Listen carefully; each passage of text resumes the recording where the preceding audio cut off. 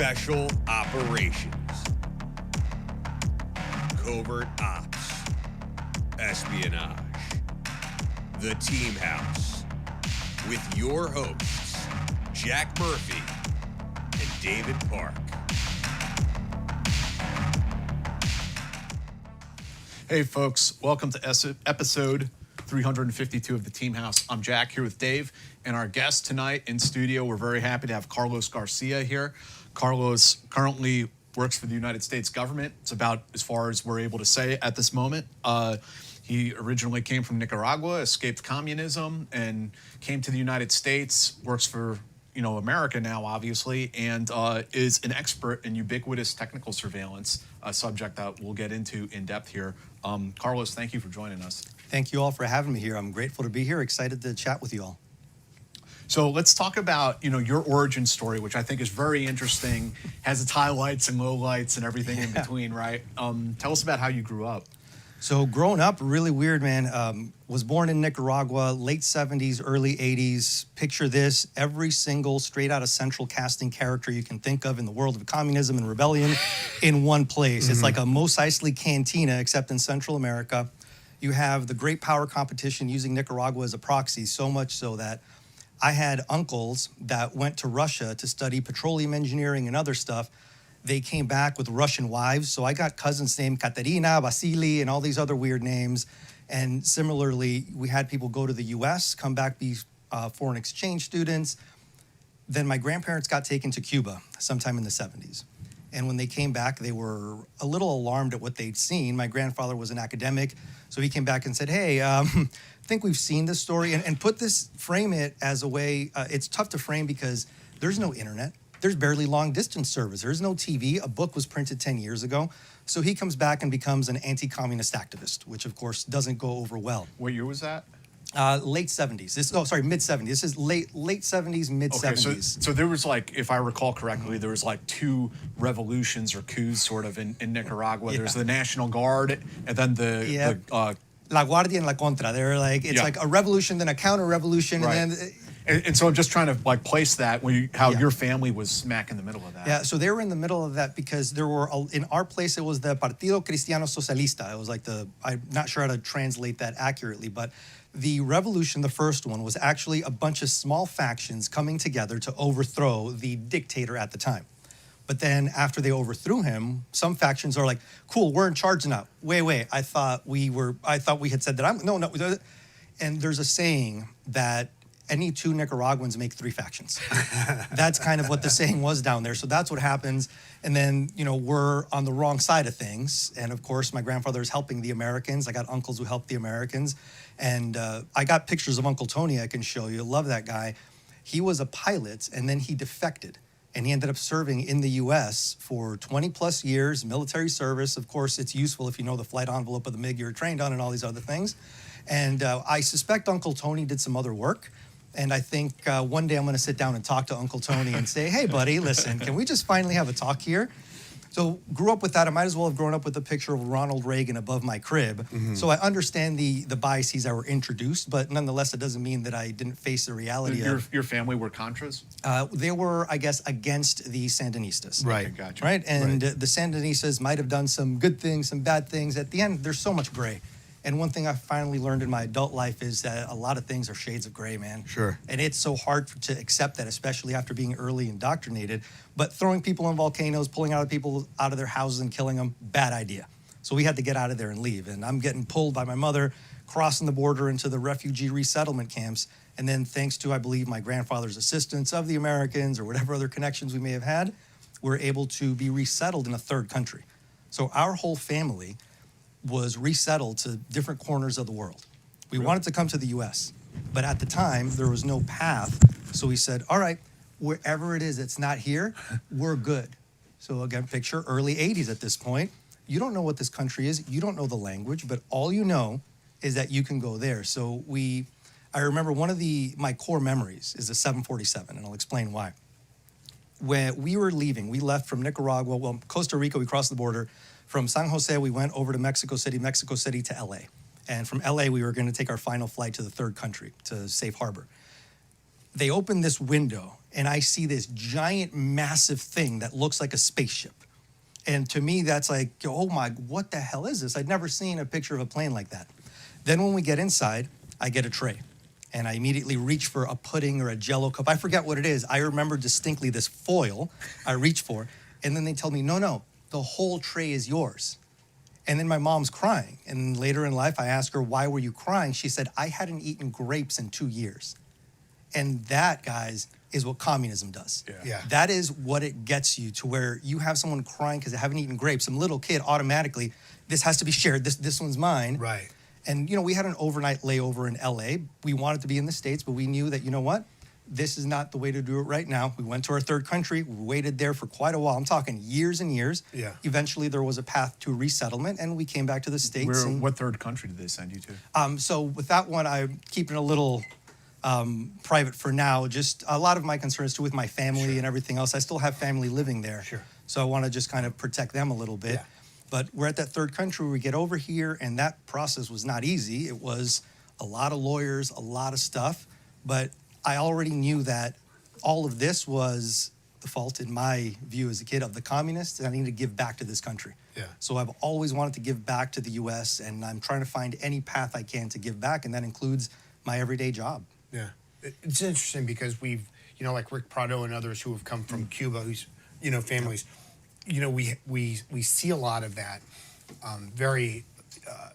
that patriotism that's been instilled from knowing what the other side really looks like. Absolutely. So tell us about, your early days in soccer, how that came Cool. about, Yeah. and where that came about. Just so I was getting in trouble in high school. Again, poor kid, because we had no money.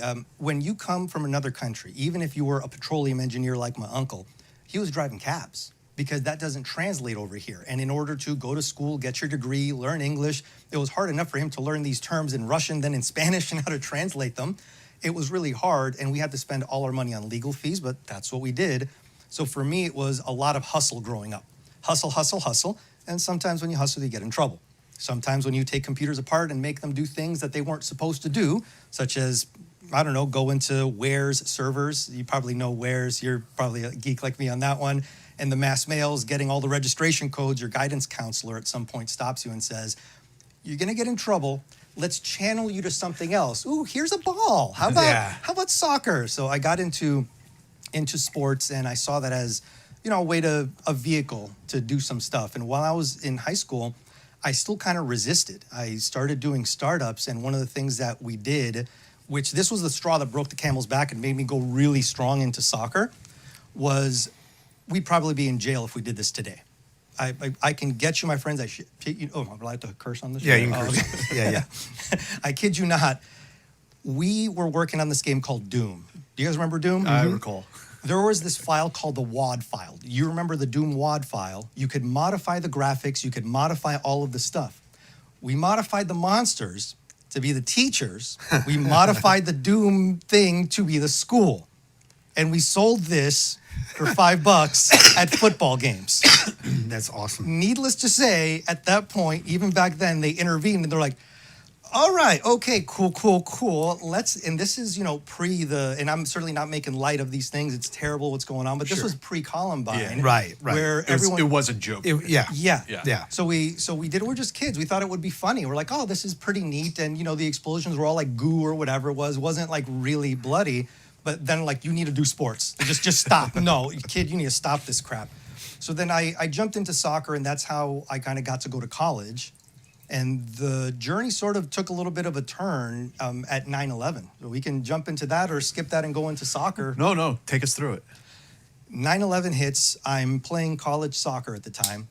9/11 hits. November, I'm at a recruiting office. I'm like, hey, enlist, let me go. I don't even know what's what. I didn't know the difference between the term Islamic and Muslim.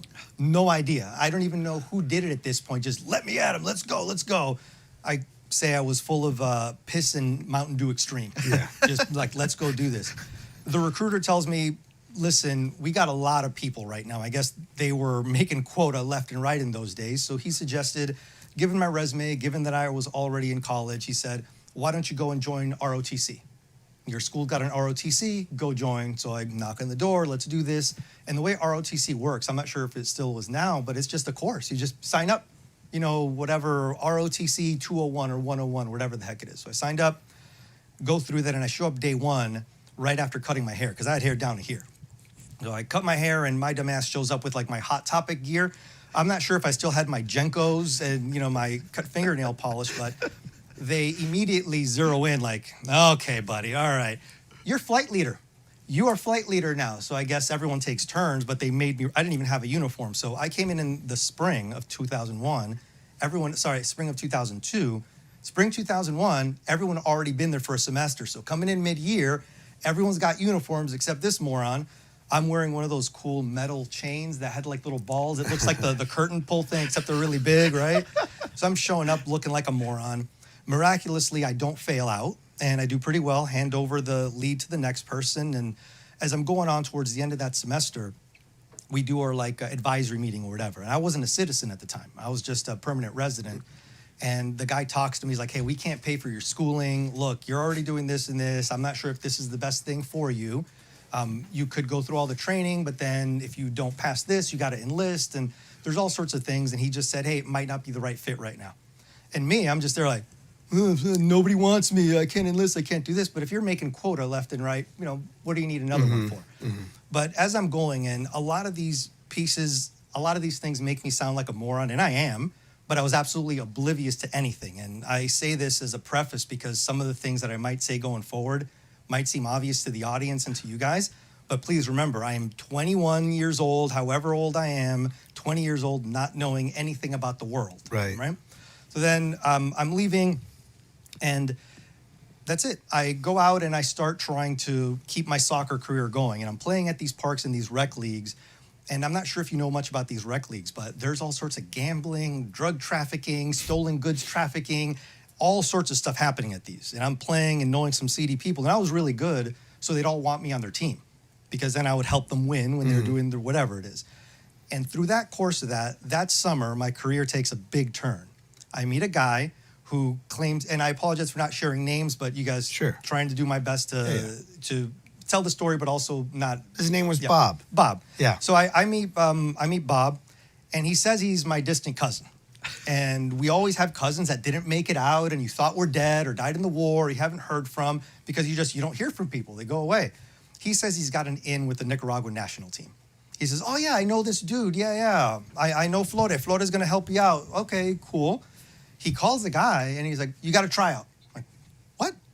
Cool, you got a tryout. So I go.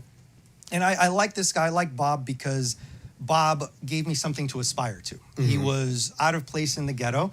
He was an engineer by trade. He had a normal car, nothing nice or flashy. He spoke English, which was a big deal. And it was something like, wow, you were a professional, you went to school, and you're being nice to me, you want to set me up with a tryout, cool. I go down to South Central America, and I think I'm going to get kidnapped, because the guy who picks me up, I'm landing at the airport. Remember, Nicaragua, early 2000s, this ain't kind of how it is now. Even now, it's still not great, but it was different 20 plus years ago. Some guy picks me up. You ever seen that movie Delta Force? The original Chuck Norris Delta Force. Yeah. Remember the van the priest was driving, or when they were pretending to be a priest? Dude, yeah, that's what he picks me up on. It's like manual transmission. He has to get out and crank something to make it start, and he's got a bunch of boxes of bootleg stuff in the back, and I'm there.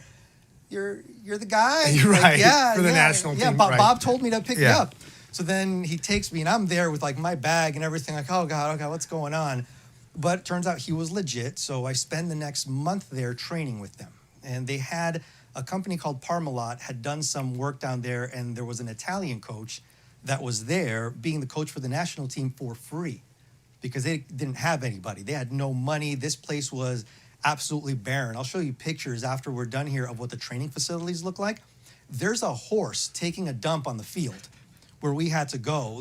We were drinking water that was white because they used Clorox or chlorine to clean the water, so it wasn't really filtered or anything like that.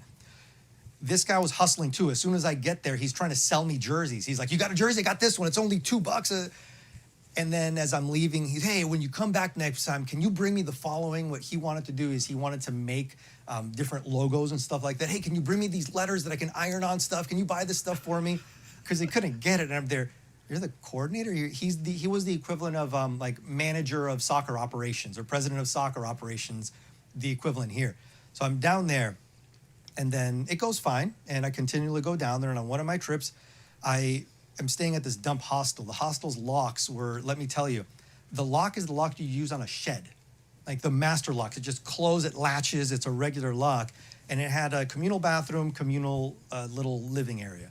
I meet this guy who says he's a white guy, speaks English. And of course, me, as much as I'm Hispanic, it's my first language and all this, culturally American. I don't know how to connect. I don't know the jokes. I don't know the songs, any of that stuff. This guy says, oh yeah, I got out of AOL. This was right after the .com, by the way. So there were a lot of people who made money and who lost money. He said, yep, I was with AOL. I made a bunch of money. We got bought out. It's great. I'm just chilling around Nicaragua. I understand. Now I do ask the question, what was someone with millions of dollars from a buyout doing in the middle of this crap hostel? You don't tell people in Nicaragua, I made a lot of money. I have a lot of money, dude. Right. Yeah, exactly. Hey guys, it's Jack. I want to tell you guys about the sponsor for today's show. It's Mando. Mando makes a whole series of male grooming products. They are unique in that they are a deodorant that you can use all over your body, on armpits if you like, but also wherever else you may deem necessary. And I have been using these products for about 3 months now. I've been using the body wash. It's bourbon leather. I've been using their bar of soap, which I really enjoyed, and also their deodorant. And so I exercise a lot and get very sweaty, so I need a deodorant that's gonna do the job, and Mando has come through for me. You know, the body wash was great. I actually used all of that, need to reorder some more. But the bar of soap was also very cool. It was very smooth, actually. So I hope you guys will go and check them out. They have a starter kit that's up there, and they have a special deal for Team House viewers. So the starter pack is perfect for new customers. It comes with a solid stick deodorant, cream tube deodorant, 2 free products of your choice, like mini body wash and deodorant wipes, and free shipping. As a special offer for listeners, new customers get $5 off a starter pack with our exclusive code. That equates to over 40% off your starter pack. Use code TEAMHOUSE at shopmando.com. That's shopmando.com. Please support our show and tell them we sent you. Smell fresher, stay drier, and boost your confidence from head to toe with Mando. Then he says, oh, I got some buddies that you should talk to. I think it's great. And then during training, I start meeting these guys that I think are reporters. By the way, down there at the stadium doesn't exist anymore, but it was called Crenshaw Stadium. It was wide open. It's not like here where you say there's a stadium and nobody can go in. You could go and do whatever you want. There are people walking their dogs. There are people doing stairs on the stands. And these guys would come in and just kind of talk to me and ask me stuff. Hey, can we buy your jersey? Hey, what's going on? Hey, who's that guy? What's that guy? I'm thinking they're reporters. And I just, befriend these guys, and opportunities kind of continue to present themselves in terms of trying out with teams overseas. I'm able to find an agent. And my career just kind of keeps evolving. I end up in England, Poland, Korea, playing throughout Latin America. And that sort of leads me to befriend the president of the federation, because I was the first non-homegrown player for the national team. I'm proud to say that now. Everyone else was native-born, worked in the domestic league. I'm coming from playing college, coming into here. He saw that as an opportunity. And the president of the federation's name is Julio Rocha Lopez. He was in the FIFA indictment in 2015. And you see the list of everything that he was alleged to have done, because, of course, the trial never finished. It was alleged.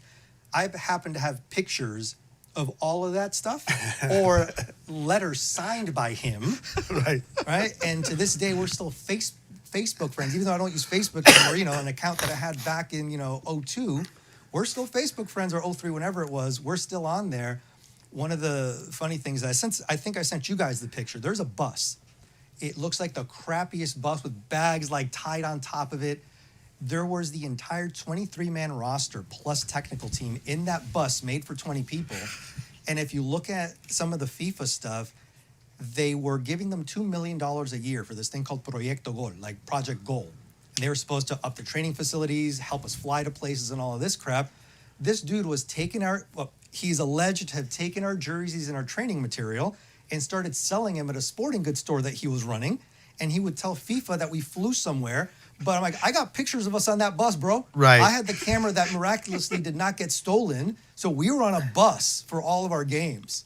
And I had to borrow wild. my own jersey. I still have some of my jerseys, and I had to make sure to borrow those after the game. So my soccer career kind of evolved through that. I did get, some stepping stones thanks to the national team. So I'm extremely grateful for my time. The dudes worked their tail off. I met some amazing people. It was really, really phenomenal experience. And then at some point, how did you find your way into music? Like this was was this sort of the next divergence in your career path? Yeah, with the music thing, it was interesting. I had some run-ins during my time with soccer in music. I ended up, and there's a lot of weird stuff that I always tell people. If I didn't have pictures and video, I'd be like, you're making this crap up. I somehow wind up playing on stage with Green Day. There's another picture of me and Billy Joe Armstrong from Green Day on stage jamming out. I'm able to hook his crew up with tickets. I knew a guy when I was in England at the time. I was always doing minor league stuff in England, never got Premier League. I was never that good. I was good enough to get the tryout, get a decent enough level. So I hooked them up, and I guess they hooked me up. I still have the guitar. He let me keep it. It was a really cool experience. That sort of got the bug going. Then I ran into this band called Newfound Glory. Their drummer, Cyrus, was a soccer fan, and I just kind of met him randomly in like a media thing. I was doing soccer. They were doing the band. I gave him one of my jerseys, and this dude had no idea who I was. But, man, he was so nice. Like, looking at it now, he should have just been like, go to hell. Just go away. But, man, props to him being super nice. There's even a picture of him holding my jersey, being all nice about it. So I got to see behind the scenes a little. I saw there were a lot of parallels with soccer and music. Punk rock kid all my life. Loved music. I decided, why not? Let me start a band. So when my soccer career is done, I go to grad school. And then I'm like, let me start a band. Let's do this. So that was it. Just let me start a band. So how did you literally put the band together? So I put out an ad on Craigslist. Hey, dudes, you want to play cool music? Let's do this. I went through a bunch of people, and then serendipity hit again, and somehow I end up booking a studio that belongs to Kyle Cook from Matchbox 20. Like that's Matchbox 20, the band. And I find two guys in the band that we say, we don't have enough to gig out and play live. Let's at least record a record. So we start recording this record. And one of the funny things is we get there, he's got all the stuff hooked up. And I know a lot of people, when they meet people who are more important than them, basically me, everyone I meet is more important than me, but I expect this dude to say, yeah, who the hell are you? Go away. Don't mess with my stuff. He's so apologetic. He's like, hey, I hope you guys don't mind. Like, I already had all this stuff set up. I know you brought your gear, so give us a second. We'll tear it down. I mean, unless you don't mind using the gear we already got set up. Oh, wait. So we have two options here. We can use the piece of crap stuff that we have, Right. Or we can literally play the same stuff that Matchbox 20 is recording their album with. Just for you. Yeah, right. We'll just do you the favor of not making you tear your crap down. So we record a pretty good record, and we need to do some retakes, and then we end up working with Jay Stanley. Jay Stanley was also a former member of Matchbox 20. This is just not on purpose, nothing. It just happens. He listens to our stuff. Jay's like, oh, yeah, I like your crap. Let's do something. So we work something out. We record something pretty good, and we just put it out there online, on MySpace, gigging out, doing stuff. And then we get a call from some guys putting something on called Kids All Access. Kids All Access is sort of like a fantasy camp for kids. It's partnered with Radio Disney. They rent out a big stadium, and they have different stages where the kids, or booths, where the kids get to do rock star makeup, and they get to pretend like they're in a red carpet. They get to pretend like they're doing like a press conference. They pretend like they're on stage. And we were just supposed to be the band that had the look and the professionalism to show up not high, on time. And we had Right. And we had Camp counselor. Yeah. And we had like a good enough product to where the song sounded good. So we got a little bit of play on Radio Disney, which was nice. But get this, the company that's putting it on, about 2 weeks before it's supposed to happen, hey guys, FYI, that check's not going to clear. We have folded as a company. So nice meeting you. So the whole thing just folds out of nothing, and we're in our heads, was this a laundering? What did we just help launder money? What the heck is going on? It's a Fry Festival kind of. Yeah. It was like the first iteration of it. Then that though at least puts us on the radar, because everyone in the scene was saying, how the hell did these guys out of nowhere, record with the dudes from Matchbox 20, get on this Radio Disney partnership and all this crap. So we start gigging out as much as we can. We do some charity things. One thing leads to another. We're playing Vanilla Ice's block party. That's awesome. Yeah. And again, for everything everyone says about Vanilla Ice, dude, he shared his stage with us. He was nice enough. But the funny thing is, I will tell this story about Vanilla Ice. Hey, you guys ever argued with someone whom you're agreeing with? Yes. I've They been won't married take yes twice, for an so answer. yes. Yes. So we were arguing about the drum set and how somebody said something. He's like, you don't understand, bro. That drum set's not going to move. I'm like, yeah, it's not going to move. It's not going to move because it can't. Because I'm like, yes, I'm agreeing with you that it would be stupid for this to move. Well, great. I'm glad we agree. Good. I'm also glad we agree. Like, oh, man.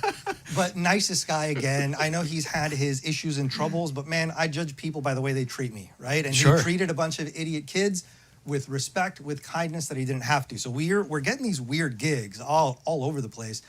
People come out of the woodwork, and then we get a sponsorship. We get a sponsorship from a manufacturer of memory and USBs. They're trying to launch and everything, dude, we got ripped off so many times in the music industry. Everything in music is money laundering, drug dealing, trafficking, some sort of scam, right? I think Mike Benz, this guy that's talking a lot about stuff, talked a lot about a lot of weird stuff that happens in the music industry. And I can confirm a lot of weird stuff happens in the music industry. So we get sponsored by this company.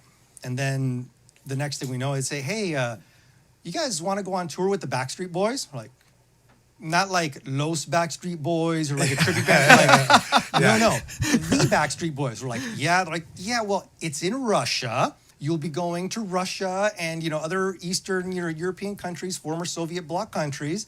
And what you'll be doing is you'll be handing out these MP3 players and giving them out to people. And we're like, yeah, no questions asked, baby. You're giving us all, let's do this. Carlos, before you tell the Russia story Yeah. with the Backstreet Boys, I do got to ask you, what was the name of your band? Where can people, if they want to find you on the YouTubes or wherever, where should they look? So right now what they can go to is morethanjustmemory.com, More Than Just Memory. There's a lot of stuff with using the band name and the old masters, as you could see with the Taylor Swift thing that was recent, where she didn't own her music. Your stuff is She copyrighted. didn't own her name. So we're working through that, making sure that it's all at the end flushed out. Yeah. But for now, they can go to morethanjustmemory.com, and that's kind of our handle. That's sort of what we're doing as part of the relaunch, because there's a bunch of old guys.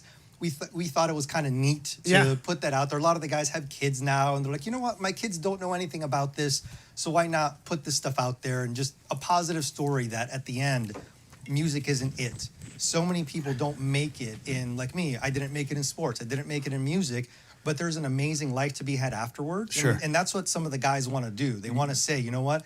There's life after this. So don't be a pissed off, bitter, failed musician. You guys actually cared about the music, and you actually did it, too. Yeah. You put it all together. Yeah. And made Yep, it we happen. put it. Yep, absolutely. Now, while you're doing this, though, you are in grad school at this time Yes. also. Yep. What did you go into grad school for? I went to grad school for computer science. Okay. And I got what's called a graduate assistance in areas of national need. Someone from the government saw some research I was doing, and they just came up and said, well, part of the research was music. So what I did is, as part of our music thing, I guess I left this part out, is there were a bunch of online contests at the time.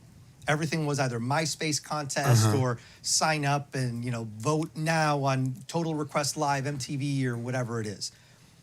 We were getting a lot of traction in person, but I didn't see anything translate online. I'm like, what the hell, dude? We're not getting any votes. Nothing's happening.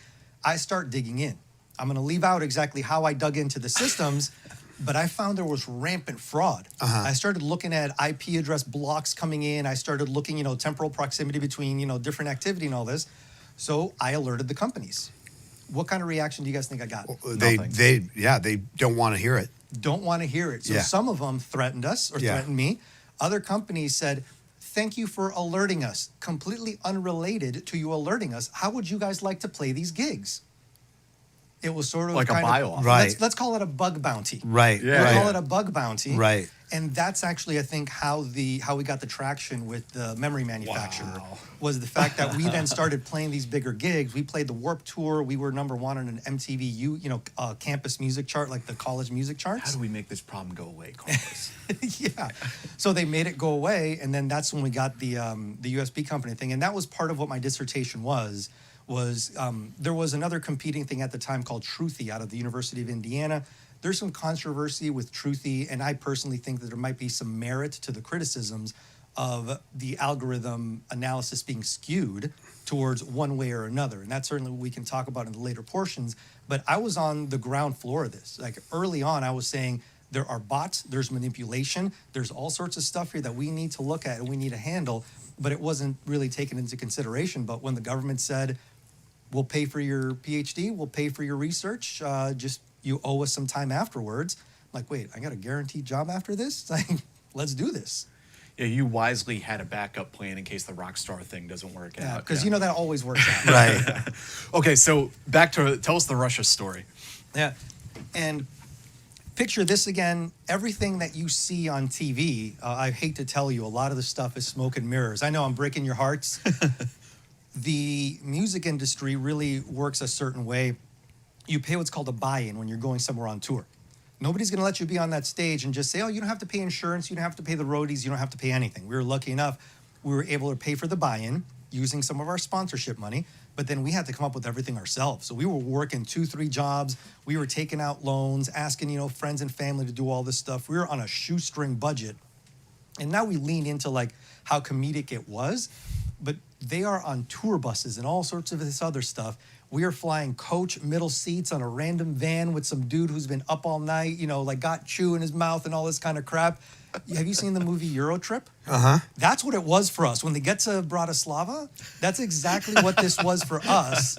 And we have some funny video, which we're started to put it online, because at first when you're trying to make this, you are embarrassed about it. You're just like, oh, this sucks, man. I wish we were making it.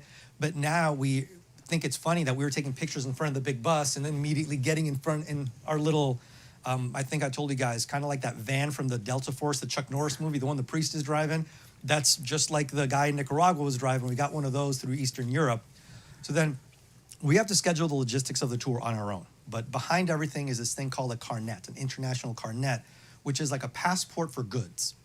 You have to serial number. Oh, for all the guitars and drums and. Yeah, and everything, because it turns out, I don't know any of these things, Russia is very strict on what you can take. What frequency does this transmit on? What frequencies can this listen to? What is this model number? And here's an awesome thing. Once we were announced to be on the tour, we had sponsors coming in, because we also did, I forgot to mention, we did like the Macy's parade, we did a Today Show tie-in, we did a bunch of other stuff. So we have sponsors, but it's not Marshall or PV or any of these, like Fender, any of these big brands. It's like, Homeboy makes amps in his basement.com, and they're all giving us like this gear. Hey, you get a discount for this, discount for that. So imagine this carnet filled in with a bunch of like random like electronics, where they're like, what is the frequencies on this? Like, I don't know. Was your amp made by CIA.gov? Like, Dude, we need to know. I still have some of the gear. I am open to someone Right. tearing that up and be like, what is in this crap? Because at the end of the day, I don't know anything. I'm some kid. So as we're going through, dude, I remember this to this day. Have you ever, guys, I'm sure you have in your work, and I've certainly had it in my professional and in my personal life, the pucker factor, where you get like those goosebumps and you're like, oh, what's going on? We are getting to the airport in Moscow.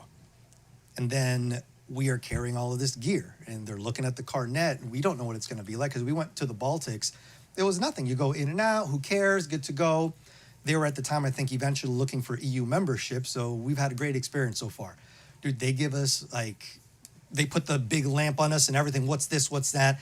They take our tour manager aside. They're like, you wait here. They take this dude aside, and he disappears, and I'm there.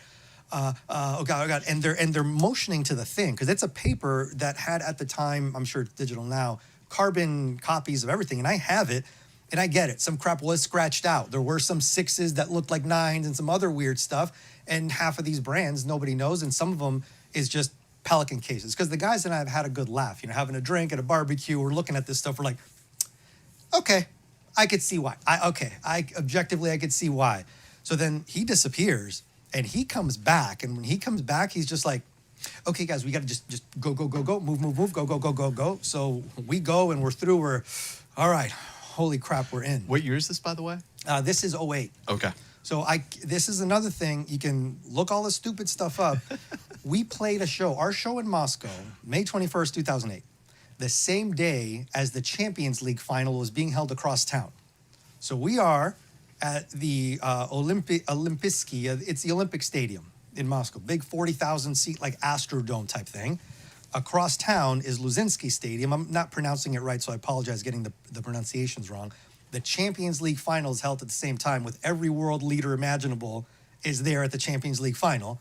And we're at this thing, and this is, when I'm telling you, I'm not realizing this stuff until 20 years later, I'm there, okay, I get why they were a pain to us, because the cops were following us around, people were with us 24/7, you had people looking at our tapes and at our cameras being like, turn that off, let me see, let me look all of this stuff, and at the time we had tapes, so it wasn't like a memory card or anything, we'd have to stop, rewind, and they didn't even have a thing to play the tape, so we'd have to play it with our camera or whatever.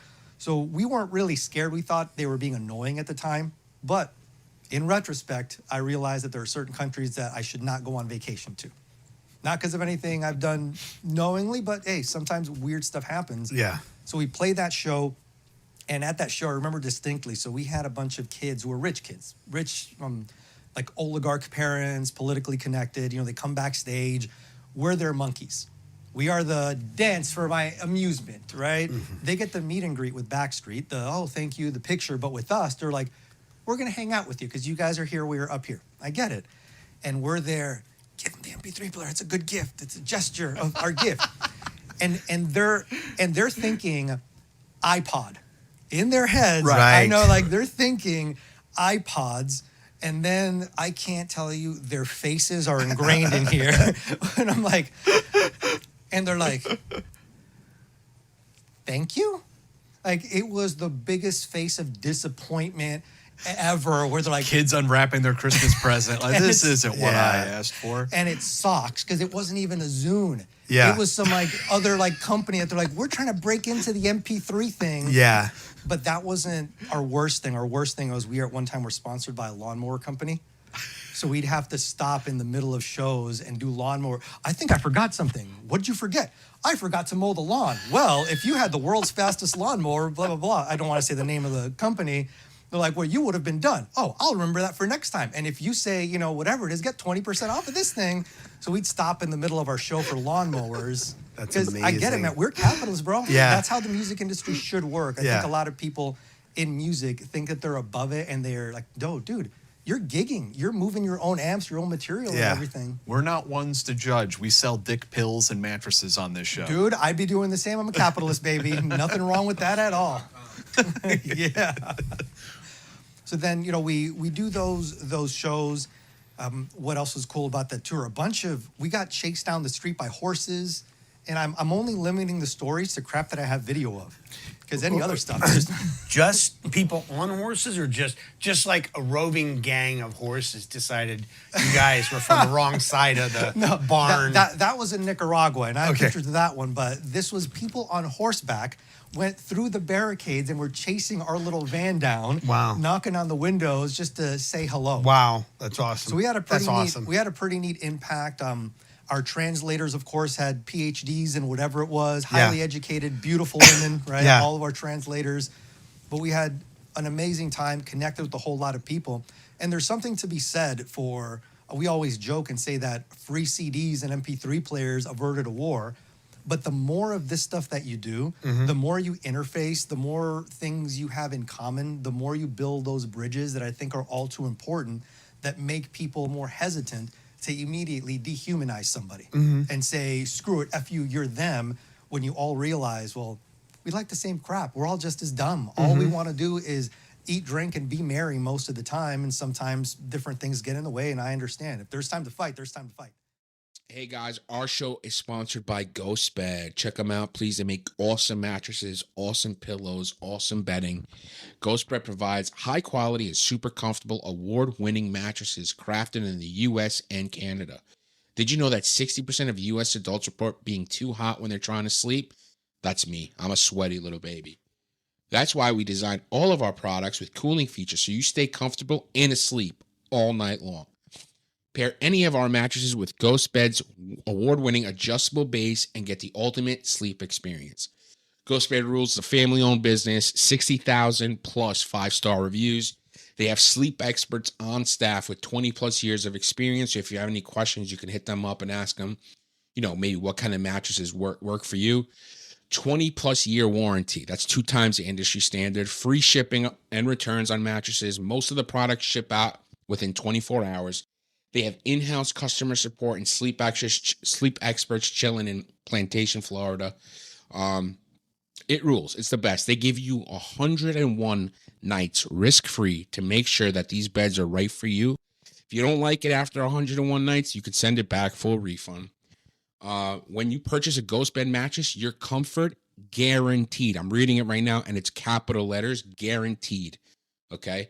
They do the right thing, and they're a great company. If you're not sure which GhostBed's right for you, like I said before, you could take their mattress quiz online, or you can give a call to one of their sleep experts, and they'll help you with exactly what you possibly could need, what works for you and what doesn't. And the best news about this is, Team House listeners and viewers, you get an extra 10% off site-wide for a limited time. You just go to ghostbed.com/house and use the code HOUSE at checkout. One more time, that's ghostbed.com/house with the code HOUSE, HOUSE, at checkout for an extra 10% off site-wide. I want to thank GhostBed for their continued support. I want to thank all the fans that listen and watch for their continued support. Without you guys, we are nothing. So thank you for supporting the show, and thank you for supporting the companies that help support the show. ghostbed.com/house for 10% off. Made in the U.S., made in Canada. Shout out to our brothers in Canada. They rock. Check them out. I love GhostBed. Thanks, guys. But a lot of these things, I think the cross-cultural exchanges that we were having at the time with those countries, dude, it's not even barely 20 years removed from the fall of the Iron Curtain. Right. And that's not even a long time, because if you think 1991, it took them 10 years to finally get their crap together, and this is barely 8 years after that. So I think it was a significant thing that bands like us and others, and especially Backstreet, were doing. Yeah, I mean, 2008, that's only, 6 years removed from the initial invasion of Ukraine and Crimea. Like, that's an interesting period of history that you got in there. I remember thinking, like, talking to some PSYOPs people and public affairs people in the beginning of the GWAT, and I was like, you need to get like satellites in here and pipe MTV to all these villages and see what effect MTV has. It like, certainly affected East Germany. The elders may not care, but the kids, like, they grew up on MTV, they're not going to. I can tell you, we did that. We got mobbed at a McDonald's. We almost shut down an airport because this is another thing that I should mention. With my PhD stuff, I put it into I tested it. Not on the U.S. I did not test it anywhere within the borders of the U.S. When we landed, by the time we landed in Russia, we were celebrities. We were mobbed. They were waiting for us with signs and everything, like drawn caricatures and posters. They would mob the bus, the whole thing. So this stuff works. And remember, I have nothing to do at this time. I don't know anything. I'm just some idiot that says, you know what? I think this could work. Let's do it. Because you do guerrilla marketing. Back in the day, it was flyers. Yeah, sure. You dump the flyers, put up the posters on the wall. Sure. So my dumbass thought, let's try this. And guys, it worked. And I do think a lot of these kids who otherwise would not have heard of us, because you didn't have our contemporaries going there. You didn't have, and not anything to say bad about them. It's just not economically Did you guys viable. find MySpace to be helpful at that time? Oh, yeah. Yeah. Oh, well, MySpace wasn't helpful in stopping bots. Just like most social media sites now, they love the bots because during their quarterly meeting, they can go to their investors churn. and say monthly active users, right? Or monthly user acquisition is at this rate. Right. But it was helpful in that it allowed us to get our music out for free. Right. The biggest thing that we did compared to everyone else is we just said free. Forget it. It's free to everybody because... So our drummer was, again, South American guy. Everyone was either, bassist Cuban. Everyone was from some sort of different country. We had a couple of white guys in, right? We had to fill our quota with you guys. Put them in there. Right. But everyone, and they were poor and humble guys. So they knew, hey, man, these guys in Russia, they don't have money for it. So why make them pay? Because they would pay for it. So we just gave it to them for free. That's cool. And what happened when you came back from Russia? Yeah, so we come back. We finish those shows. The best time to come back is during an economic meltdown, which is great. We get back, we're like, all right, we're going to go. sponsors are like, yeah, we are, that MP3 player didn't work out. We are kind of going broke, closing a couple lines of business. All other businesses closed down, record labels. Yeah, no thank you. We don't have any money anymore. But I get back from a back street and I'm finishing my research and all of this, and waiting for me is an unsolicited envelope from Washington, D.C. And with a reading list, and I think I call local federal authorities, tip line, hey, I think someone is impersonating this. I call another agency's tip line, I think someone's impersonating this, and then they tell me, no, I think you should just do whatever it says. I look at that, I know I have a service commitment, I see it's a good avenue, and I follow that, and 2 years later, I'm a federal employee. Why do you think they reached out to you? That type of recruitment is fairly rare in this day and age, I sense. And I don't know, if I'll tell you honestly at the time, I don't know. They think right? you have access to Russia? So at the time, when I'm doing all of this stuff, I'm just a kid thinking, oh, this probably came from my research, probably from something that I was doing. Right. And as someone who's now read a whole lot, somebody who has talked to a lot of people and done a lot of other things personally and professionally, things start clicking in my head. And I don't want to create a story that doesn't exist, but everyone who I've shared the story with, friends, they all look at me, I get the same reaction. They're like, you're a moron. You didn't see any of this. And they've traced it back. They say, you tried to join the military. They didn't get you here. Then you meet this guy in the summer. And after this, you connect with people. And then all of a sudden, you get a fellowship, you get these sponsorships, and you go over there with this magic thing. And I'm there. I don't know, guys. Yeah. I don't know. All I know is that I had a service commitment. I've been doing weird stuff for almost 10 years. One thing that I have started to see is that I wasn't a citizen all this time. I became a citizen pretty late, and the paper came after I became a citizen. And I wasn't stalling it or anything, but I just, I was doing the national team. I wasn't a citizen at the time. It wasn't something that I was even eligible for. Because as I explained, the process when you're an asylee, that's not quick. That takes 10 years, or it takes quite a while at the time. Remember, there's no digital anything like that. So after that, you got to wait 5 years. So you get your asylum set, you're good. You get the stamp on your foreign passport that says you're good to go. Then you get your green card, the physical card. Then 5 years or whatever it is later, you can start to apply for citizenship. And then there's another year in that. So it was quite a while till I can get my citizenship. And I think that sort of might have helped trigger something. What are you allowed to say about working for the United States government? I know it's pretty sparse. So I'm just trying to make sure I stay in line with everything that's requested of me. I'm a U.S. government employee. I proudly serve our country. I work alongside some of the most amazing humans I've ever met.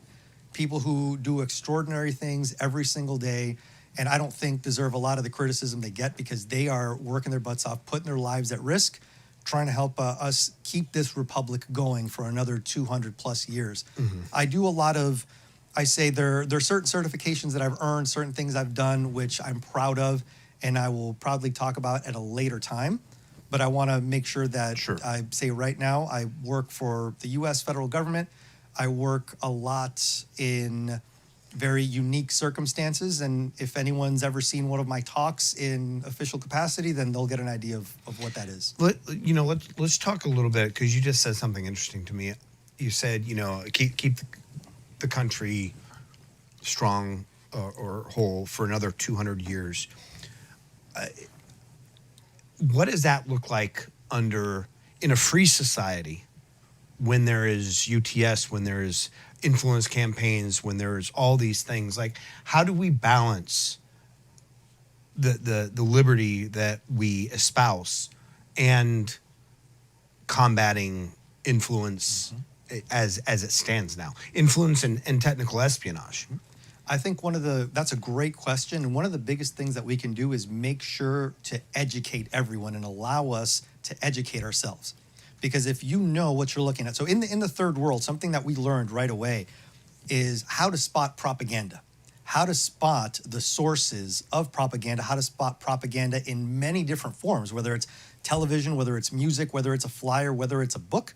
And I think what we have done a lot is prevent people from having that skill because we immediately say things like, I am the science, closed book, done. Right. Like, this is how it is. Right. And I think that people are smart enough to think for themselves. And we're not going to come to the same conclusion, guys.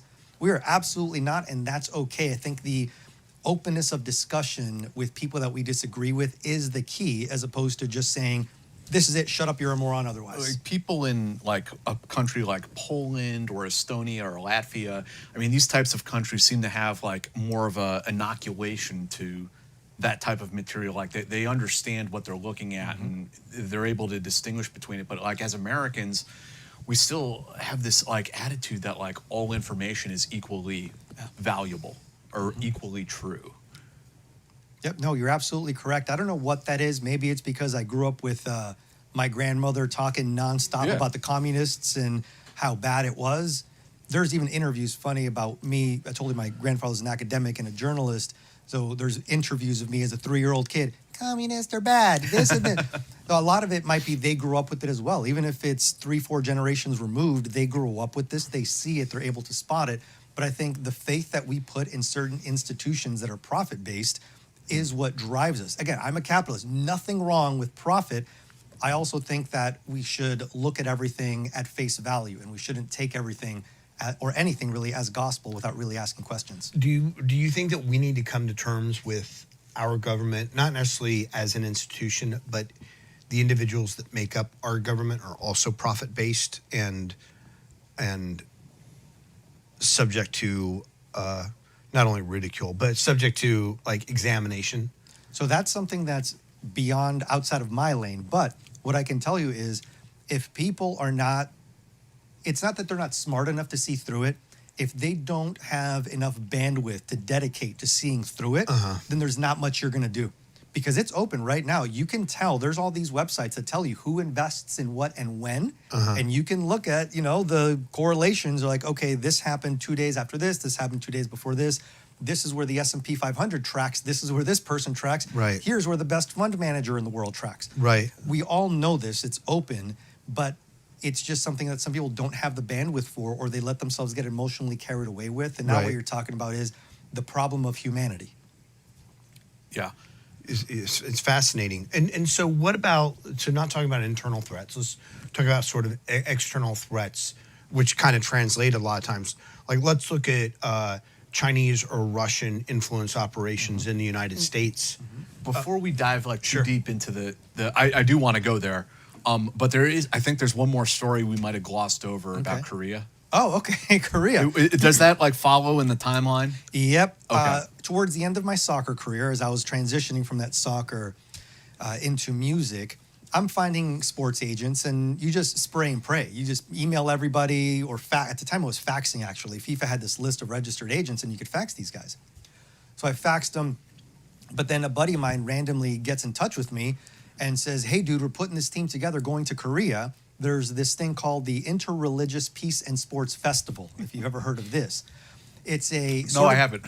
Nobody has. It didn't really do too well, but it is this idea of having teams of different athletic disciplines representing not just a nation, but a religion. You had the American Christian basketball team versus the UK Muslim basketball team. This was run by a guy, I'm going to butcher the name, Sung Young Moon, who ran the Ubiquitous Moonies. Church. Yeah. The Moonies. Okay, you guys are familiar. Yeah, All yeah. right, cool. Okay, you're familiar. Oh my gosh. So this thing is run by these guys. It's at this, they rent out, and then he's running this thing called the Peace Cup concurrently. The Peace Cup is where he'd bring in big Premier League teams like Tottenham Hotspur and all these other guys, and to play some Korean teams.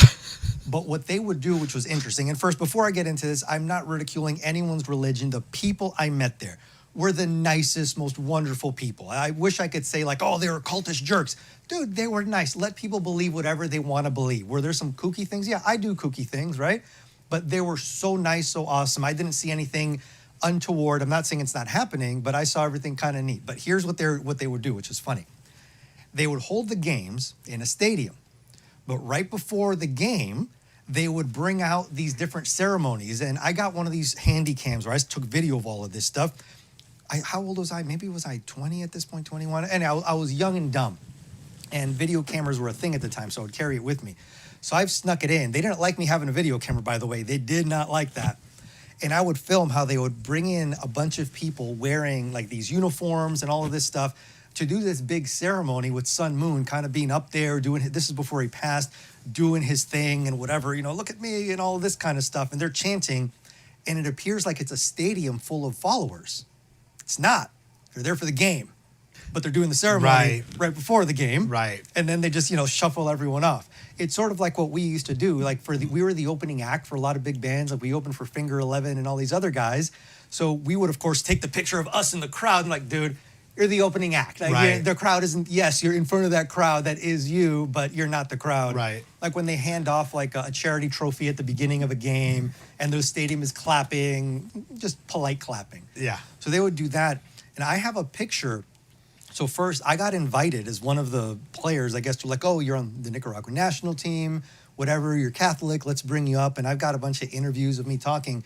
I have no idea what the lower third says. No idea. But they're asking me questions and I'm answering it. All I know is there's a video out there somewhere, me spliced saying, hail, you know, my allegiance to whatever it is. Propaganda, yeah. Yeah, or they dub it over with something else. So I did that, and then there's this picture, too, that I have, because I ran into people, again, they're like, oh, hey, it'd be good if you got pictures with one of the agents. Oh, it'd be good if you got pictures with him. Could you get pictures with this? So there's a picture of me with who they call the Blessed Mother, his wife. And we're just there, and I'm wearing, like, I look ghetto as hell, man. I got, like, my hair all gelled, and I got, like, my stupid necklace I told you about. I think I'm even still got my black fingernail polish at the time. I'm there with her like this, and there's, like, a big group of people. So I went to Korea, hung out with them for a while. They brought me even back to their media offices here in the States and worked with them a little bit on some other nonprofit endeavors. Just, I find myself in weird places, which is why, again, I'm always glad I have some sort of camera or picture, because that would just sound weird as hell. Yeah. That's awesome. So Dave, you had a question about external stuff? Yeah. So, I mean, basically identifying and encountering, because, well, first off, let's talk about UTS right off the bat and define what that is. Yes. So UTS is a term called Ubiquitous Technical Surveillance. It's a term that describes the study or collection, analysis, and study of data for the purpose of connecting people with places and events. Who did what, when, where, and possibly with whom. It's a term that was coined by the US government, but it's now a broader field of study. I've been studying the technologies that encompass UTS from before it was even a term. I've been studying this stuff from back in the botnet days that I told you guys for music and understanding how frequencies work. By going to Russia and learning all this frequency stuff, man, that was an education in UTS technologies initially. Like, why don't they want us to broadcast on that? Oh, in Russia, this frequency is used for this, and if I pulse my little guitar wireless thing, it's going to mess with their all these kinds of things. Mm-hmm.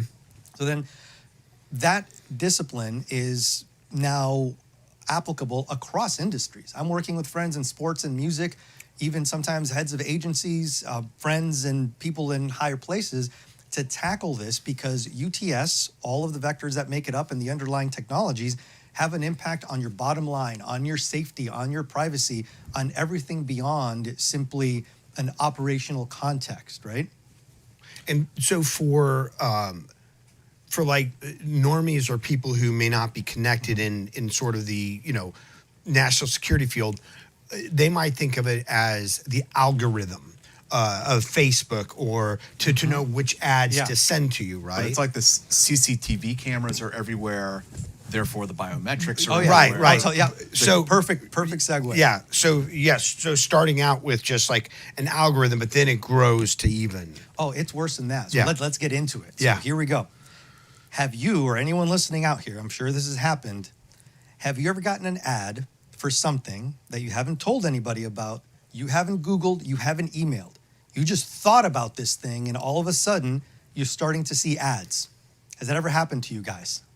Where you're just seeing something, and of course, you guys aren't normal humans, obviously. Not that I've thought about, but conversations. There you go. Yes. Conversations. That's what I should have said. Yes. That it's never been in the digital sphere. Correct. But you've just been like, I talked about this. Yes. How in the hell? Yes. Your microphone is not listening to you.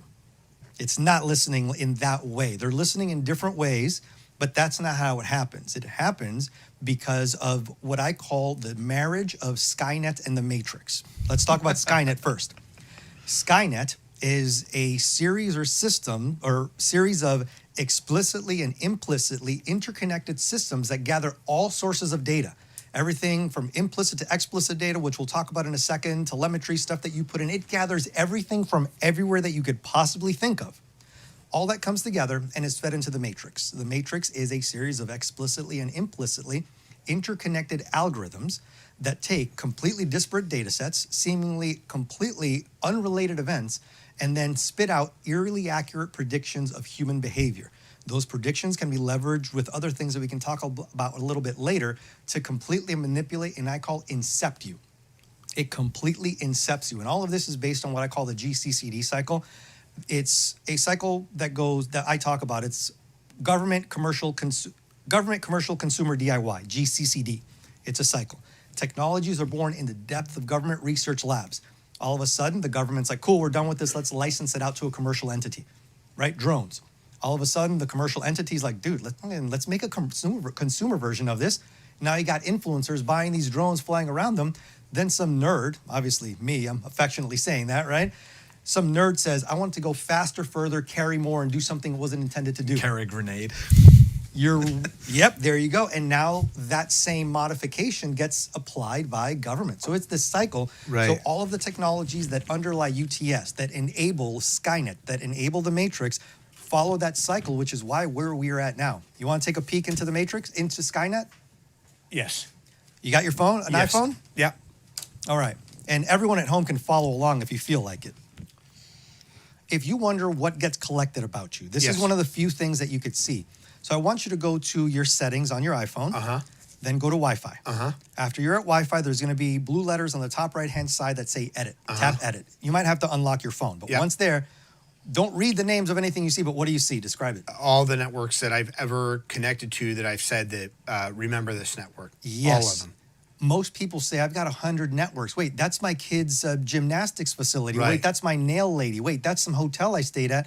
I've had some people say, wait, that's my ex-wife's network. If you keep scrolling all the way down to the bottom, do you see a different kind of network there? I see managed networks. That is your carrier. Do you remember putting those managed networks in? I do not.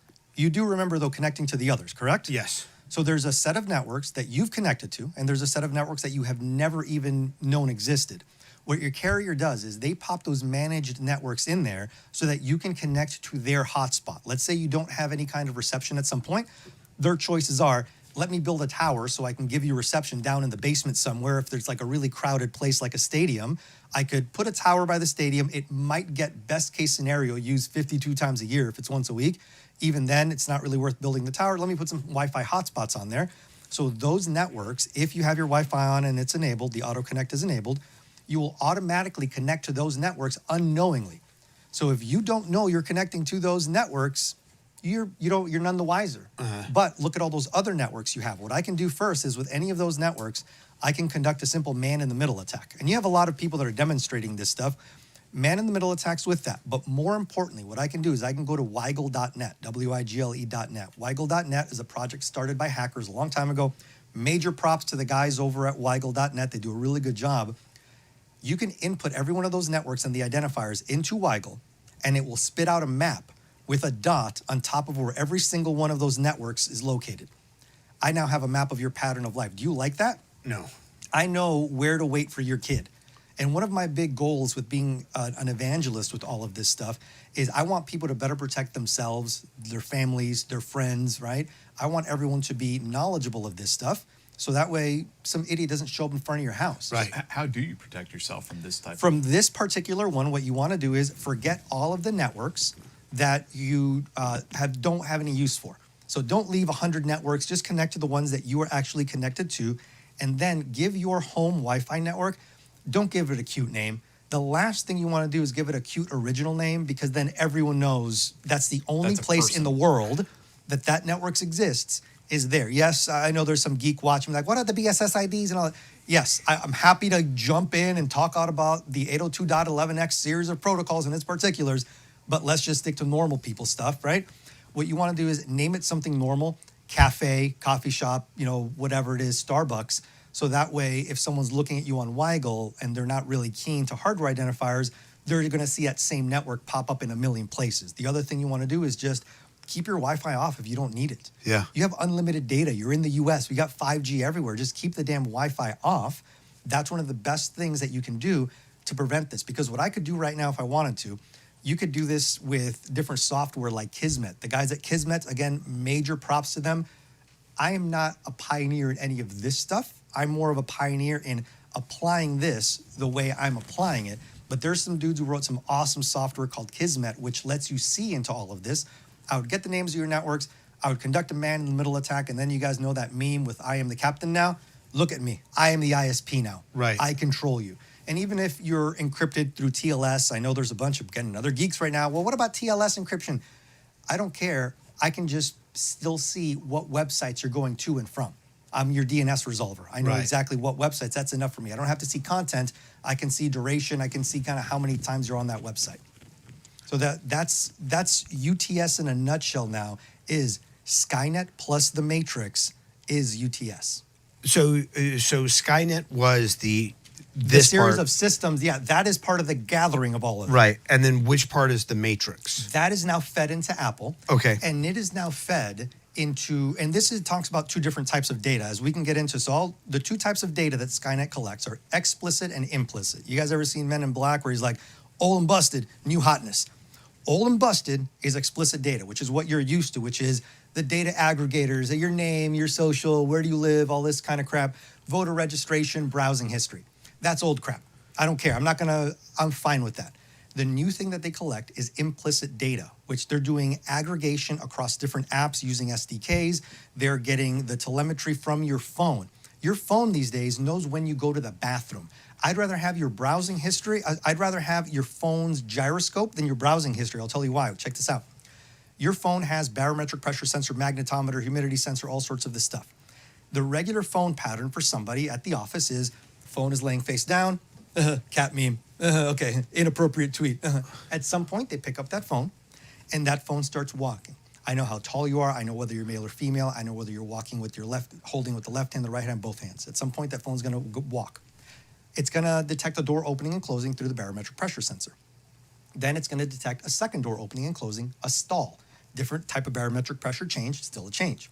Then it's going to change altitude, and it's going to be used at 45 degrees with two hands for a certain amount of time. Then it's going to get put down. You're going to clean up. It's going to get picked up again. Then it's going to have that first barometric pressure change again. It's going to sit next to, hopefully, the faucet. Hopefully, you're washing your hands, doing your thing. And then, you know what it does? It's going to feel that second door open. It's going to walk back, sit at your desk. If you do that too many times a day, not enough times a day, if you spend too much time in the bathroom, not enough time in the bathroom, I'm going to alert the Matrix and say, this person or the Matrix is going to come to the conclusion and say, I'm going to send you IBS medication, Metamucil, I'm going to give you constipation pills, etc. Do you want to know if someone's sleeping or not? What do people do when they have insomnia or they're waiting for their alarm? Oh, it's 5 a.m. Oh, it's 6 a.m. They're turning their phone around. All I need to know is who turns their phone around more. That's where we're at with the explicit versus implicit data. Metadata is explicit then? So yeah, that's mostly explicit because you are taking that action knowingly and willingly and creating that. Right. Right? It might be gathered surreptitiously, but it's a data that's resulting from your explicit action. You know what you're doing when you produce this. When I make a call, I know that I'm producing a to and from. And the implicit is more like how they can establish your circadian rhythm by seeing like when you access the Yep. phone. The way I look at it, like when you're traveling, your explicit data is your PNR. I have my passenger name record. I did this. I Right. did this. The implicit is, so I was recently in Zurich, and in Zurich, I actually put this in a video of mine. They scan your boarding pass when you're buying something, when you're on Wi-Fi, when you're going anywhere. So the implicit data gathering is you just bought water, you went to get Wi-Fi, so now when you're on the Wi-Fi, all the ads are, you got water, would you like some salty chips? Right. You didn't know that was going on. It's Right. not like you're saying, I'm scanning my boarding pass. I thought I was scanning it because it's duty free. You have to know I'm going somewhere, so you scan it, making sure I'm leaving the country with my duty free. That's all the implicit stuff that you don't know is being gathered. There's facial recognition being gathered everywhere. Look at the history of Clearview AI. Are you all familiar with them? No. Okay, Clearview AI is the world's most popular commercial facial recognition service. These guys are run by, I think, a Vietnamese-born Australian citizen fashion model out of New York who became the CEO of a company that for decades was gathering facial data from all sources and then now sells that facial recognition database. So when you were doing something like getting your picture taken at a wedding, going to a photo booth, all these things, you didn't know they were selling to Clearview AI. Right. So that's how that's implicit data. You had no idea, but all that's being gathered up, and that's how they are able to feed the matrix in all sorts of weird different types of data that you didn't know was out there. So so all these things that your phone is collecting, you're saying that it's the software development kits, it's the apps or whatever that people can load on your phone that can read all that and report all that back. Like, how are they getting that data off your phone? So it's a lot of ways. The first way is, of course, the operating system. The person who runs you have hardware manufacturer, operating system manufacturer, app manufacturer. That's like the layer. That's the stack that we're going at. The person who manages the hardware, in Apple's case, Apple makes both the hardware and the operating system. But if you look at some Android phones, you have LG Android phones. Right. Google makes the operating system, but LG makes the hardware. Right. So you have ways to track it through the hardware. Then you have the operating system, but there are some apps. Have you ever wondered why the flashlight app needs your Bluetooth? Why All Trails is asking you for all sorts of access to everything? These apps that you download that are free are not really free. There are companies that go to these app makers and they're like, hey, bro, you're making this whatever astrology app for 5 cents a user. Can you put these 6 lines of code in there? And those 6 lines of code are the ones that feed back in. So we don't have to have the exact same app on our phone. We just have to have 3 different apps that feed the matrix through the same pipeline, which are these companies that go to them and say, we will pay you for your user data. Yeah. Right. How many steps per day? Right. Yeah. And, often, like when you go to download a new app in the iPhone store, I don't know how it is with, with Android or whatever, but it says this app collects this data. Are those accurate or not accurate? I have found that they are technically and legally accurate, but you can infer different things, which is why a lot of these companies, the way they get through GDPR and other stuff, is they are technically correct. And as my favorite bureaucrat, Hermes Conrad, says, technically is the best kind of correct. It's a Futurama reference. You guys Right. aren't Yeah, that- yeah. Sorry. Yeah. Some nerd out there that's watching your show is like, yes, I got that one. But they're technically accurate in saying we're collecting anonymized data, only usage statistics, or we are anonymizing it in the following ways. But man, you could de-anonymize stuff like this. Right. There's only so many people that do all 3 things at the same time. And that's how these advertisers are getting through stuff. I'm big on privacy and kind of staying out of the system, but I've had to find a million different ways to counteract it because it is good, man. We don't know why this thing is about to, with AI, the next thing that's going to happen is your phone is going to say, bless you. You're going to say, what? And then you're going to sneeze. Yeah. So then what is the answer? Is it like Pine phones and these secure phones that are coming out where you don't have the convenience? I need a Nokia. Where like you don't have the convenience of the apps or what? That's a great thing that you bring up, and there's a lot of FUD around UTS. I am a capitalist. I love people who make money, do their thing, do it. Right. But a lot of the FUD around it is around a lot of these devices. I see people who I respect doing these demos, but when they do demos, they are making it seem like what is possible for a very narrow subset of people is probable for everybody. We got to live in the world of the probable, not the possible, and we each have distinct use cases and distinct threats against us. But what a lot of these devices are doing is they are protecting against a very narrow possible and still not addressing the wide probable. And the other thing that we have to ask ourselves is, what are we really defending against? Right. I hate to say, I'm personally not important enough for someone to spend $5 million on a 0-day exploit to get my stuff. Right. Moreover, the guy in Minnesota, the iPhone bandit, proved that there are many, many ways that you can do things a lot easier. So what they did is this. Imagine somebody wants to get into your iPhone. Right now, everyone's thinking the flavor of the day of everyone who's trying to sell anything is Pegasus, Pegasus, Pegasus, right? Dude, this guy just waited till people left their phone unlocked at a bar, grabbed it, and ran. If I wanted to get your messages, if I wanted to do something, I'm not so worried about, Pegasus. So if I'm Joe Schmo, which I am, I'm Joe Schmo on the street. Yeah, I'm going to hit you in the head with this monkey wrench if you don't give me. Right. That's it. Yeah, Right. I'm not going to go out there and say, I need to buy these special phones or this. My favorite is Instagram crap. I see these different things where I know the hardware platform that they're using, and I know they just changed the color on an old piece of crap thing. Right. And then they're loading OpenWRT. Another big shout out to the open source developers at OpenWRT. It's a router operating system. But there are these Instagram ads of people saying, custom, one of a kind. Dude, that's OpenWRT. And I saw that thing on Alibaba for $5. There's no special sauce. Again, not against anything, but don't sell me garbage and tell me that you've made this one. Don't think I'm stupid enough to do that. And what I Right. hate is people I love falling for this. Yeah. People that I care about. One of the most impactful things I did is I still work a lot with people who do much more important things than I do. And one of the guys told me, he's like, hey man, I need a secure thing to talk to my kid before I go do my thing, because that's the most important thing to me. I bought this thing from the internet. Like, my heart sank. I didn't want to be like, dude, you got taken, what the hell? Because that like, and I do, sorry, I get a little bit worked up about it. Sure. But that's not cool, dude. Like, this person is buying this, having faith in you, Right. that this is the most important thing, and Right. you're screwing them on it. Right. I want to talk to you about like operator PerSec and OPSEC Yeah. and how they're kind of the same thing. But and I know you're not really here to promote a product, but is there a minimalist cell phone that is not measuring biometric pressure around me that I could potentially go out and get? Yeah, so what I tell people is, especially with operations and all of this other stuff, what are you trying to protect, right? I just don't want anybody to show up at my door. I am realistic in knowing that if I'm using a Google-based phone, if I'm using an Apple-based phone, Apple and Google have my stuff. But then I ask myself, how far would some idiot have to go to show up at my kid's softball game or show up at my house?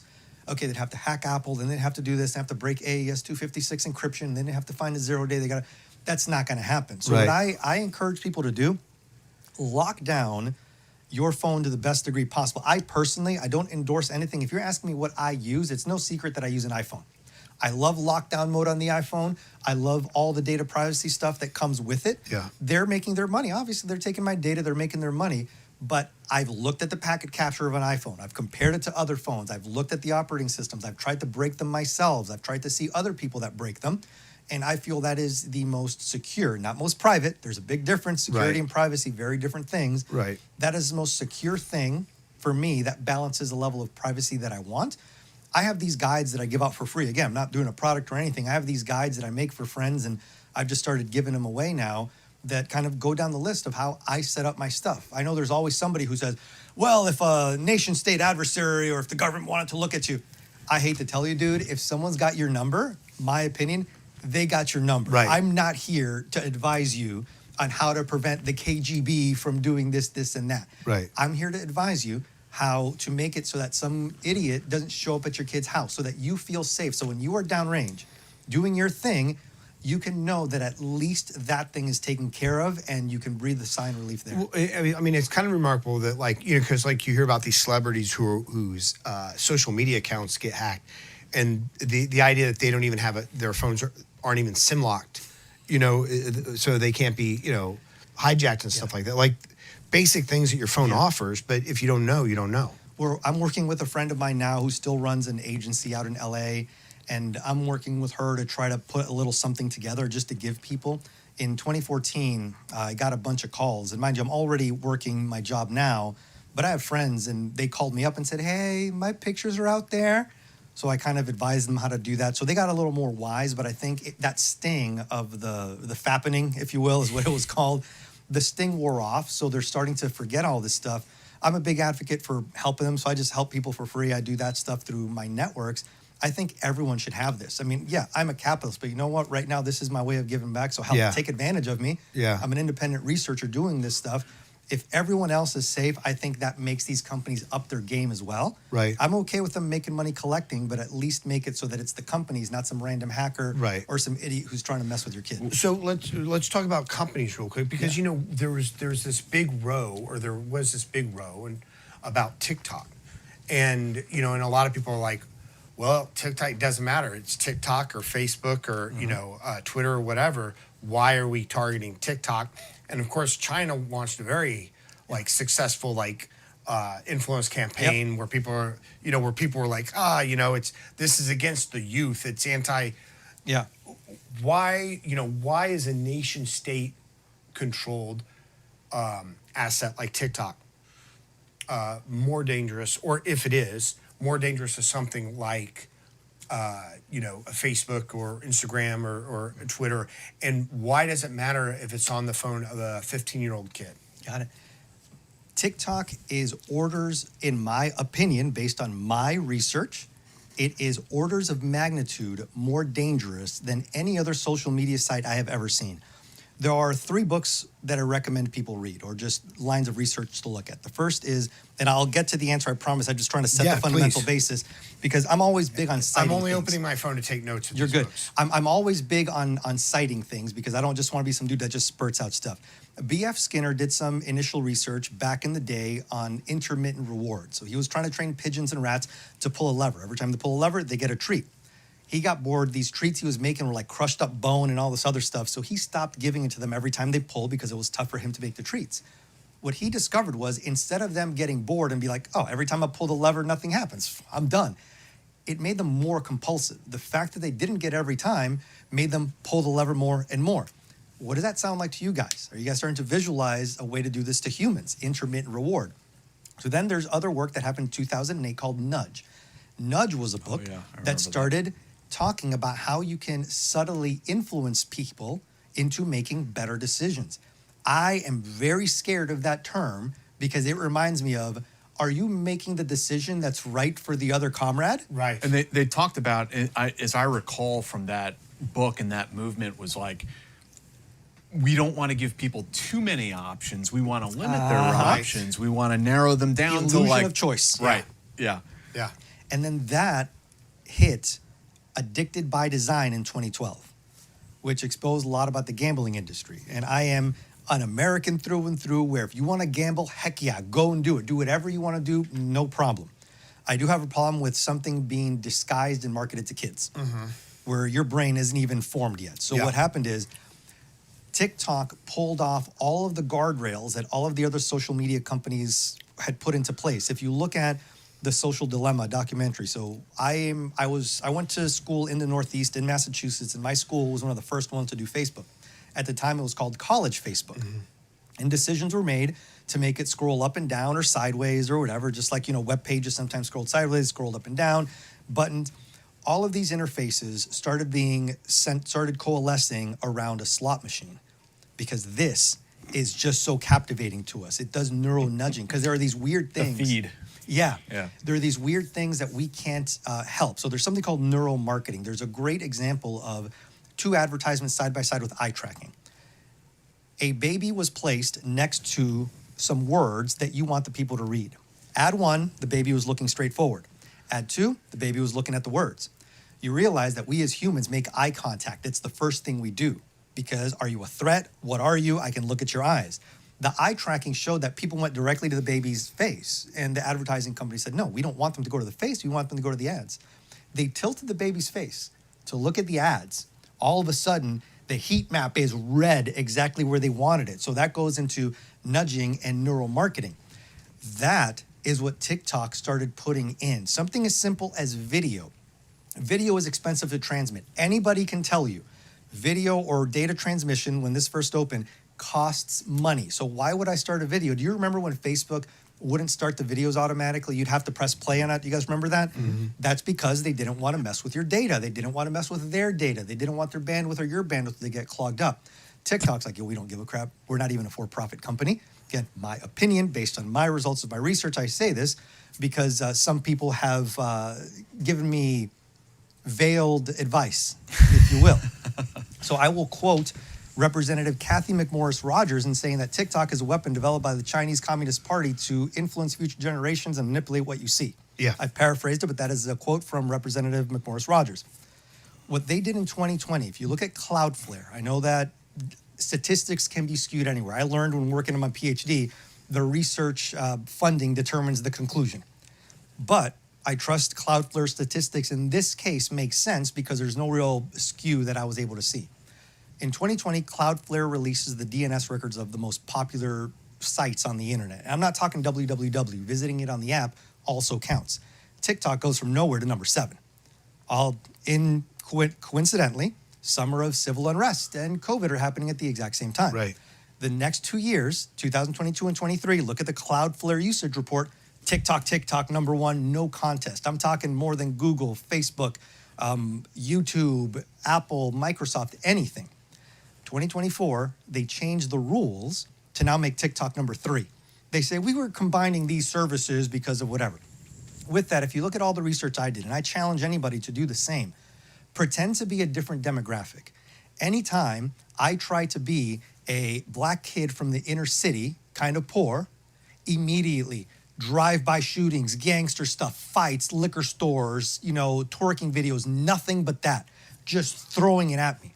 If I'm some kid, I pretend to be a white kid from rural America, immediately, it's these people's fault that you're poor, it's this. I mean, I have the videos. I saved the videos for a lot of this stuff, and everything is violence, violence, violence.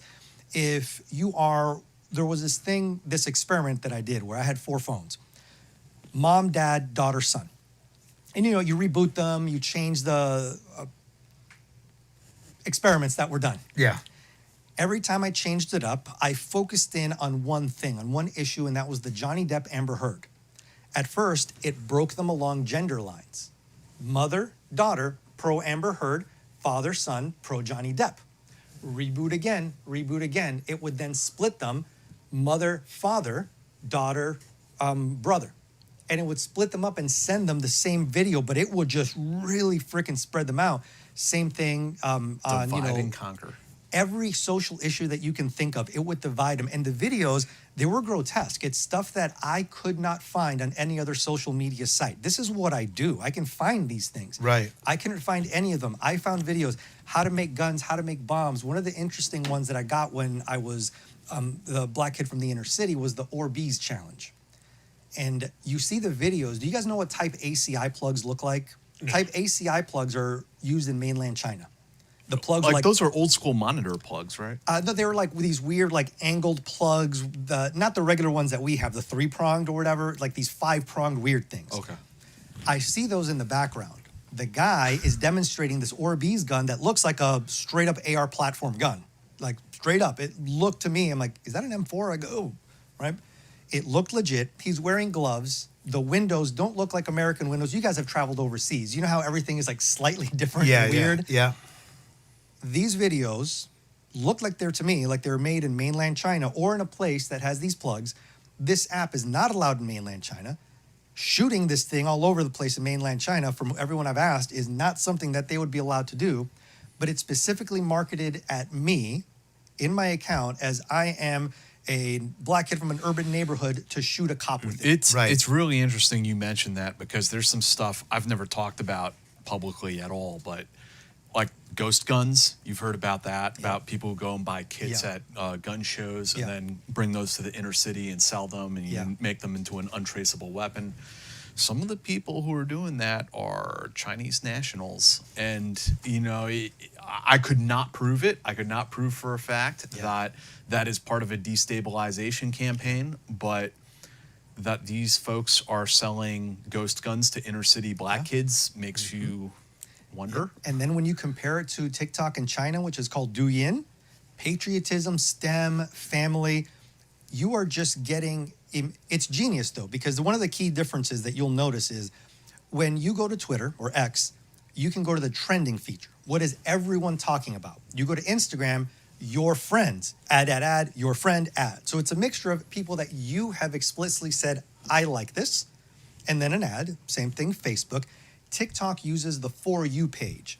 Their idea is they're using this compulsion that we have as humans. When we were hunters, this goes all the way back, and I've researched this to all depths. When we go back, we have this compulsion which helps us survive, which is this OCD compulsion. Barry, another one. Ooh, this one wasn't good. Maybe the next one will be good. So we're just compulsively doing this. That's how the videos are. This one wasn't good. Maybe the next one. It's that intermittent reward.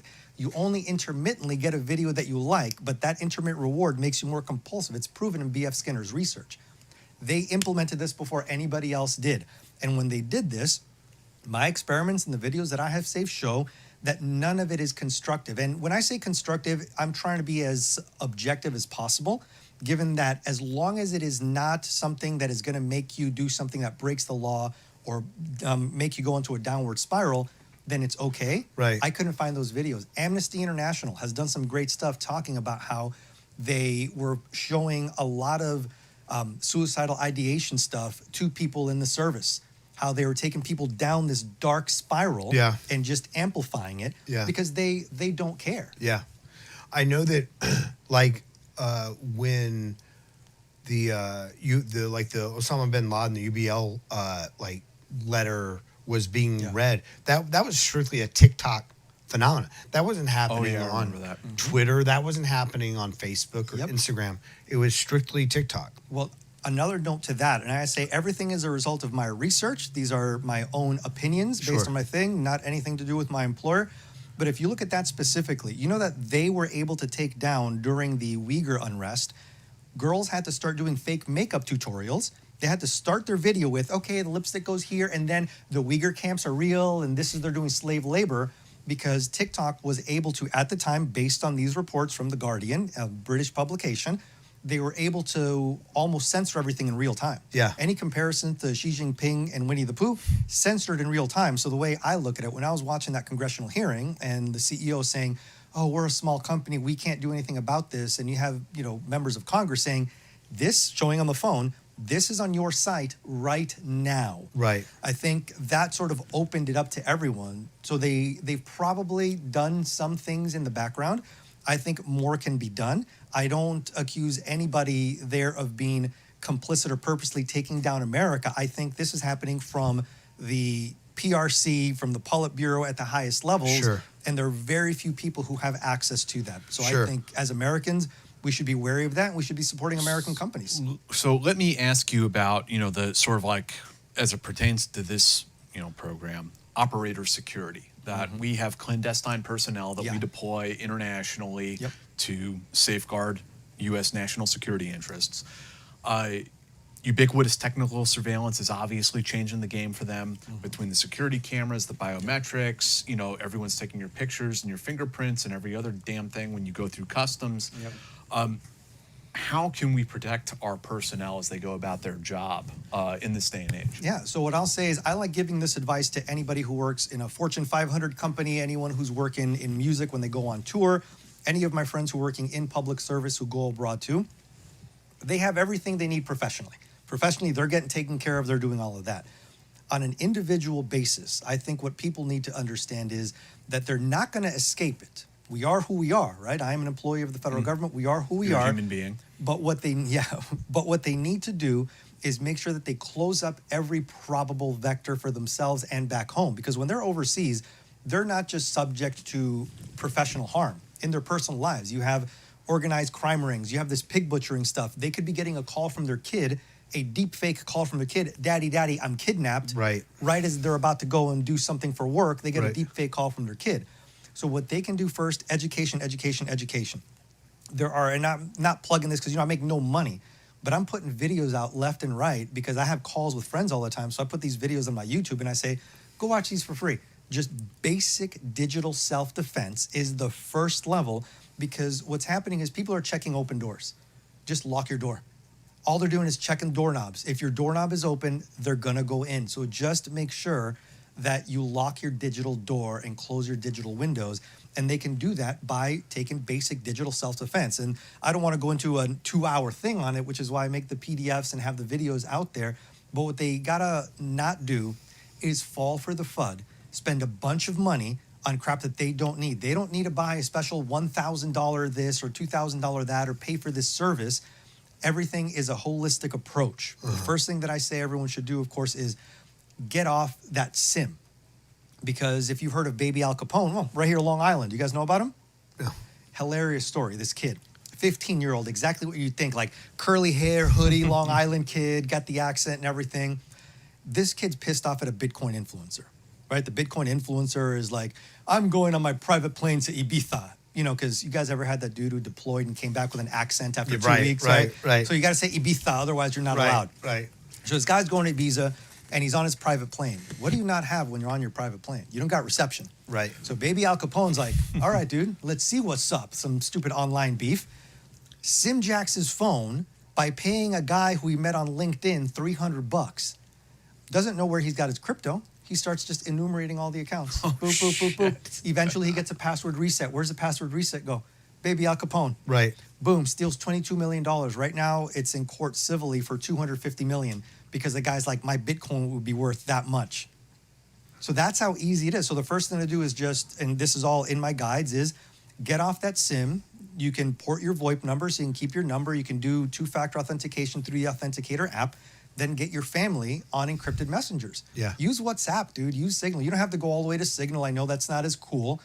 Get WhatsApp with your family. It's clear. It's better. It's going over data. Then sure, use a VPN as well. I like using a softer VPN, but if you saw that Apple VPN leak that came out 2 years ago, dude, I was on that 3 years before that because I packet captured all my crap and I know that it leaks. But understand that the leak isn't too big of a deal. Use the VPNs. Get your family on encrypted messaging apps. And for God's sakes, don't be doing something dumb like taking your phone to work, right? I'm not doing that kind of dumb thing. And then back home, it's all about your data. It's all about making sure that you pay for the data removal service. I do both. I pay for the data removal, but I also do other things, which are in the guides, like use a private mailbox, right? You don't have to go as far as I did. I may or may not have purchased a 1 acre piece of land in the middle of nowhere with about 100-yard driveway behind some trees, and there may or may not be just a mailbox sitting out there, and that may or may not be my address. Right. So you can go that far down Right. the rabbit hole if you want. But what I'm telling you is those tiny little things, like, changing to encrypted apps, going on VoIP, doing the data stuff, which is all in the guides, that makes you not be the unlocked door. And that's the best thing that you can do because you're not that easy of a target. And, if anyone wants to talk to me, on the record professionally, they know how to reach out. I interface with a lot of people because my goal is, again, I am not any longer or whatever in danger on a daily basis. We all are. We live on Earth, but you know what I mean. Right. But I empathize with the people who are, and I want to do my best to pick up where all of the other safeguards stop. Because there's a gap. And now, you don't have to be some high-speed operator. Just like in the last few months, there have been, I don't know what the exact number is now, but it was up to 22 or 24 swats of attempted swats of, conservative pundits or, influencers or whatever. I'll say it again. I reached out to those people on X. I did. I'm not sure if they thought it was spam. If they're watching this, the offer still stands. Yeah. I'm happy to help people kind of get through that because it is not right. It is scary. I don't care who you are. I don't care what you believe. It doesn't matter what your politics are or whatever. Yep. And they're doing this. It's first they send a pizza, they to validate, and then they send the SWAT. Yep. There are ways around that, and it starts again with using a PMB, a private mailbox, so that way nothing goes to your house. You can go all out, start putting your house in a revocable trust. You got to do there's all sorts of neat things which I don't get into here, and it's not because I don't want to share it. I just don't think it's the forum for it. And that's another thing. I think there are a lot of people who, when they go all out there and they're online now, they're influencing, doing stuff, demonstrating a lot of this stuff, I think they give people either a false sense of security or they make them go down rabbit holes that they don't have to go down. Right. Every case is unique. You decide what it is for you. The tools are out there. They are free. Because let's face it, we're government employees, dude. We're not rich. A lot of people have kids in school. They got to pay for different things. So I don't think it's fair to make someone scrounge their pennies up and pay for all of these things. Again, hey, I'm a capitalist. Hell yeah. If you have the money, make a good thing. Right. But I'm putting it out there for free. So that's something that... Do you think that America, because I've heard arguments for and against, some people say no because it'll hurt AI and blah, blah, blah. Do you think that America should have something like the GDPR?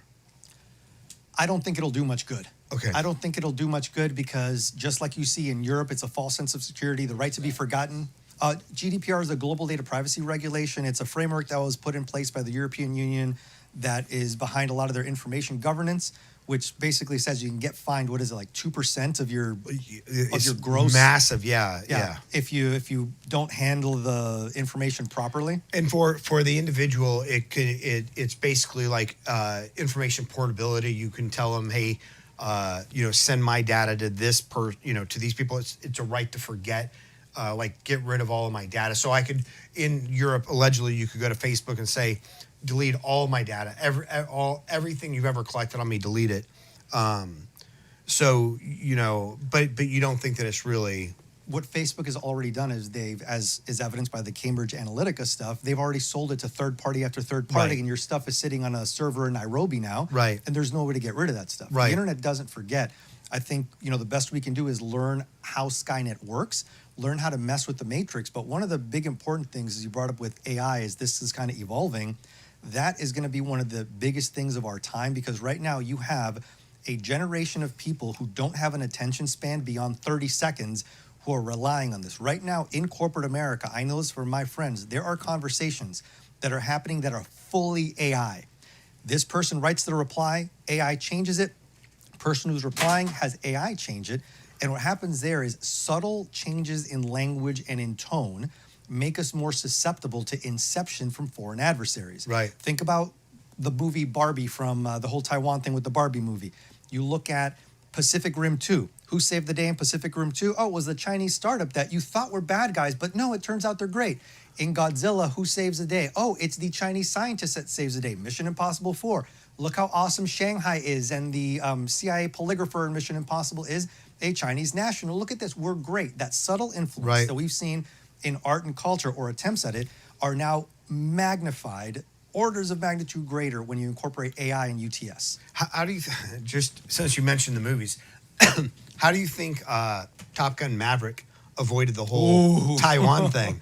I don't know. What did they do at the end? Did they change the flag or not? No, they kept it. They changed it back. They changed it and then changed it Yeah, back. they Did kept it just to say the we're original. not going to be released in mainland? There's an interesting thing that's happened. Like, so some of the films you mentioned was when Hollywood was really trying to make inroads into China. China started up their own version of Hollywood, and they're making their own feature films now. And so they don't really give a shit about Hollywood so much. So I think that's sort of like why that may have happened. Yeah. Okay. The and it's interesting with AI also, and it's because you have hallucination, you have drift, you have all these other things that if stuff like that isn't monitored, you don't even need like hostile foreign intelligence or hostile foreign actions. AI can go down the same road. I had a very interesting conversation with GPT about like the Hunter Biden laptop case and how it said, I can only assess things like these are the mistakes I made with COVID, with Hunter Biden, with these things. I can only assess things to the information that I have. It cannot reflect on on the past. Now, what you've done is what I recommend everyone does. But this has been a problem with UTS and stuff from the beginning. Like, there's someone that I know, and she'll know who I'm talking about. So I can call her this blonde chick that works out in North Carolina with a bunch of dudes. Big shout out to someone like that who took the initiative to do kind of like what you did. And to her detriment, she kept getting like, you're raising the alarm, Chicken Little, whatever it is. But she kind of kept at it. And now people are bought in and people are safer because of it.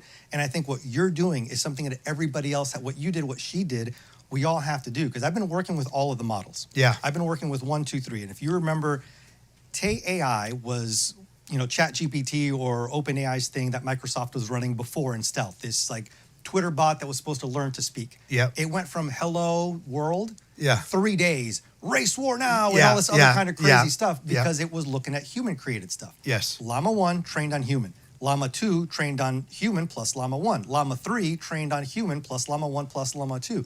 Right now, what we're seeing is that the bulk of the content on the internet before long is going to be produced by AI. Yeah. You combine that with the bot farms. I have footage of all of the bot farms. The stuff that I used to see in the music industry that I warned about, that I wrote about, is now just a TikTok channel. Yeah. There's literally a channel on TikTok saying, here is how you make an influence bot farm. Combine that with AI, with deep fakes, with these people that look, feel, sound real. Yeah. Guys, we are in for it if we don't start listening to people and doing things like you're doing. So I advise everyone, something simple, have a parole. Like if someone calls you, you're going to prevent that kidnapping deep fake. If your kid's like, daddy, help me. All right, what's the magic word? Not just that, but more in depth, sort of. All right, when you were 3 and you pooped your pants, who did you go ask for help? Yep. Something weird like Basically, it's the placard that we used to fill out with for recovery. What's it called? Oh, ISOPrep card. that. You mean Isoprep. the stuff that you never remember? And I'm like, I don't remember any. Yeah. Basically an isoprep card for your kids. Here's a tip for the elderly, because I'm very concerned, passionate about how the elderly are taken Yes, advantage of. yes. I had someone in my family we were almost 30 grand in until we found out, like, no, I'm not asking you for gift cards. If you're on the phone with somebody, easy thing to tell your elderly relatives, have them open the fridge. Have them open the fridge, turn on the TV, go outside. Probably not going to be an American fridge. Probably not going to be an American TV channel. They open up, it's going to be, wherever the heck it is, the middle of whatever country of those Myanmar pig butchering farms. Yeah. So if it looks like me, if it sounds like me, that ain't enough, Grandma. Open that fridge. Yeah. Interesting. Wow. So you spend a lot of time educating corporations, doing these like talks in different places about UTS. So can you tell people like where they could find you, where they can procure your services? Yeah, so I have no services to procure whatsoever. I'm just some guy, and if you want to give me a place to talk like you guys did now, or if it's a stage, a bar, or a couch, I'm willing to do it. I run the utsguy.com. That was my nickname, the UTS guy. I do a bunch of other weird websites just for fun, but the UTS guy is my main thing. I got a YouTube channel with that. All of this is just one big academic experiment, because the way I look at it is I'm terrified to come on this podcast. I'm terrified of all of this, but unless I do the things that I'm advising people on, I have no place telling you anything. You guys ever had somebody who, as you're going down range, says, you need this, this, and this, and you're wondering, so how many times have you ever done this? So I can't tell people how to live in a UTS connected world unless I do it myself, because you're not going to be invisible and we're not invincible. So what we have to do is manage all of our vulnerabilities the best we can given the probable threats. And where can people find you? Oh, the utsguy.com. Okay. Yeah. Awesome. And then you have a YouTube channel based off that? Yep, at the UTS guy on YouTube. And I'm always willing to help out whatever they want. Like companies get a hold of me. I've done stuff at churches, elderly folks' homes. I'll be hanging out with friends who are, again, in sports or entertainment, and it'll become like ad hoc symposium. Oh, hey, dude, I got this guy coming over. So it's a bunch of people on a couch eating pizza. Yeah. So whether it's that or whether it's a stage, I'm happy to try and just help people, because I'm not trying to prevent data collection. I'm not trying to stop any company from making money. Right. I'm trying to help people better understand this, because, guys, I'm not kidding you. We are never going to get to Mars with people who have a 30-second attention span based on CCP propaganda. Right. And I need this country to keep going for another 200 plus years, because I've been on the other side of it, and anyone who's been on the other side of it can tell you we got it best. As who was it that said this is the worst form of government except for all the others? Right. Do you feel, that's probably a political question that I shouldn't ask you,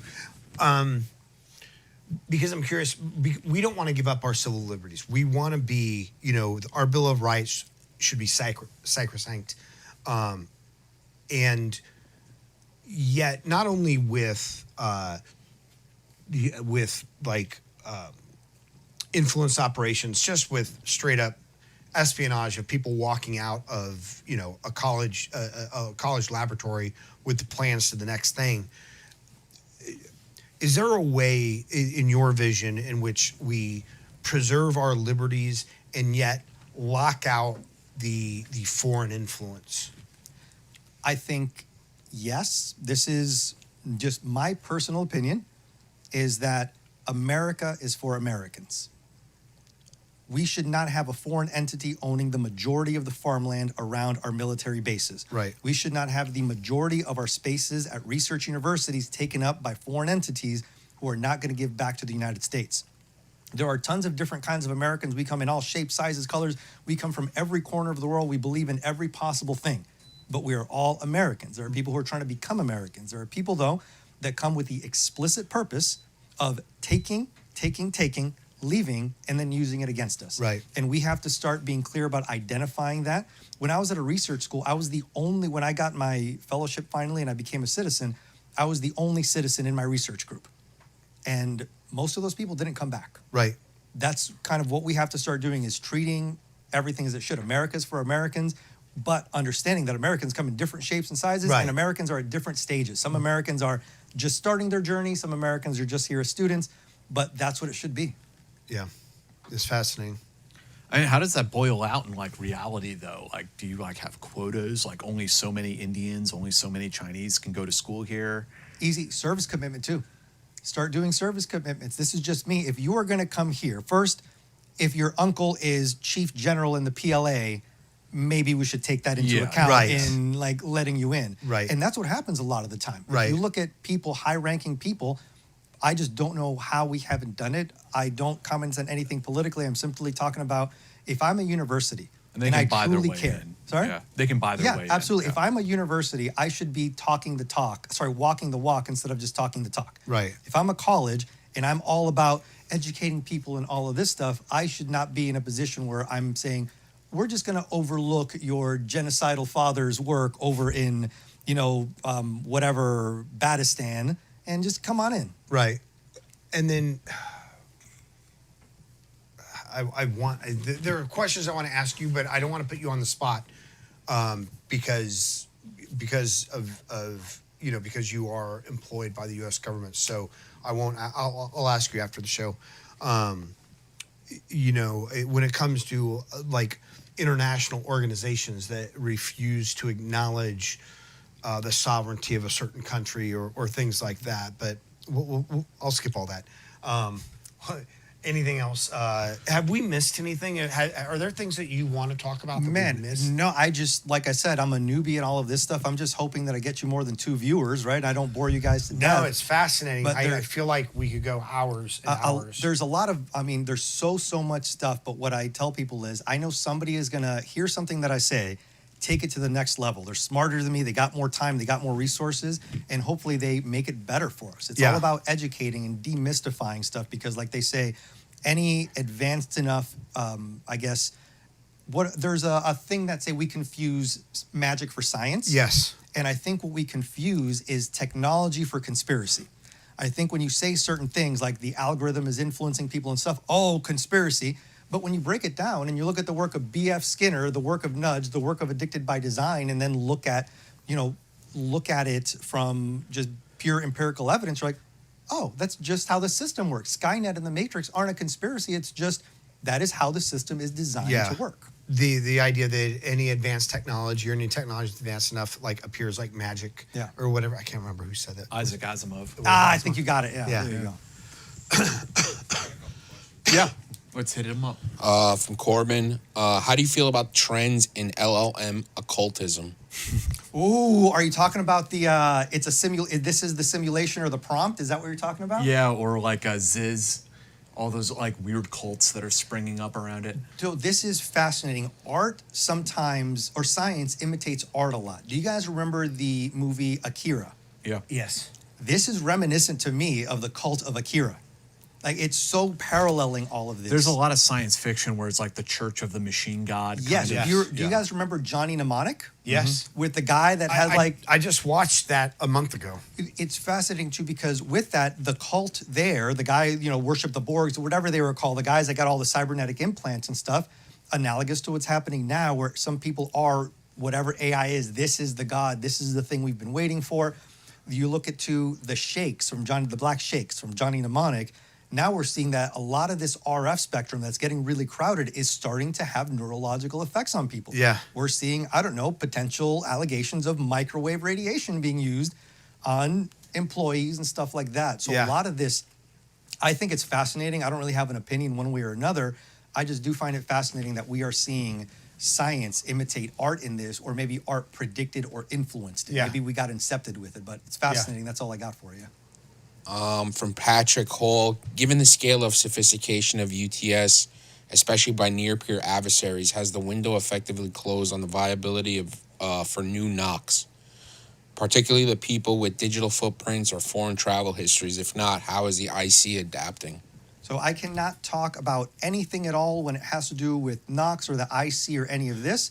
But what I'll tell you this is, when's the last time you went up to someone at a bar and you're like, cool, my name's Bob, and then they immediately went back to the data ecosystem? Right. Dude, when I sit next to people on a plane, like, I'm not telling them, yeah, I work for the government or whatever it is. Yeah, my name is Bob. I don't care. Leave me alone. Yeah. That's how we should handle it in life. Yeah. Right?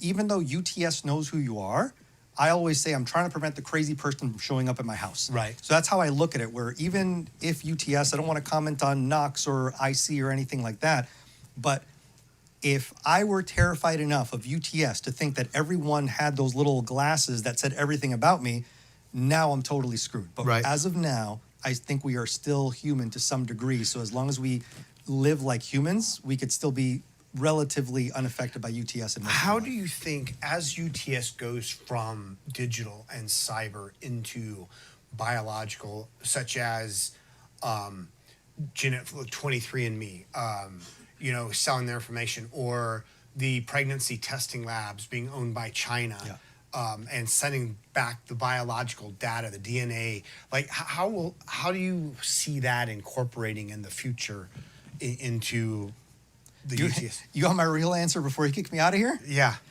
Someone somewhere is making a clone right now, and they are figuring out a way to freaking make it come to life and take your place. Yeah. I'm talking 50, Odd people. maybe 50 years from now, maybe 100 years from now. Yeah. But someone is trying, my opinion, someone is trying to figure that out right now. This has nothing to do with work. This is legit just one idiot's opinion is, Yeah.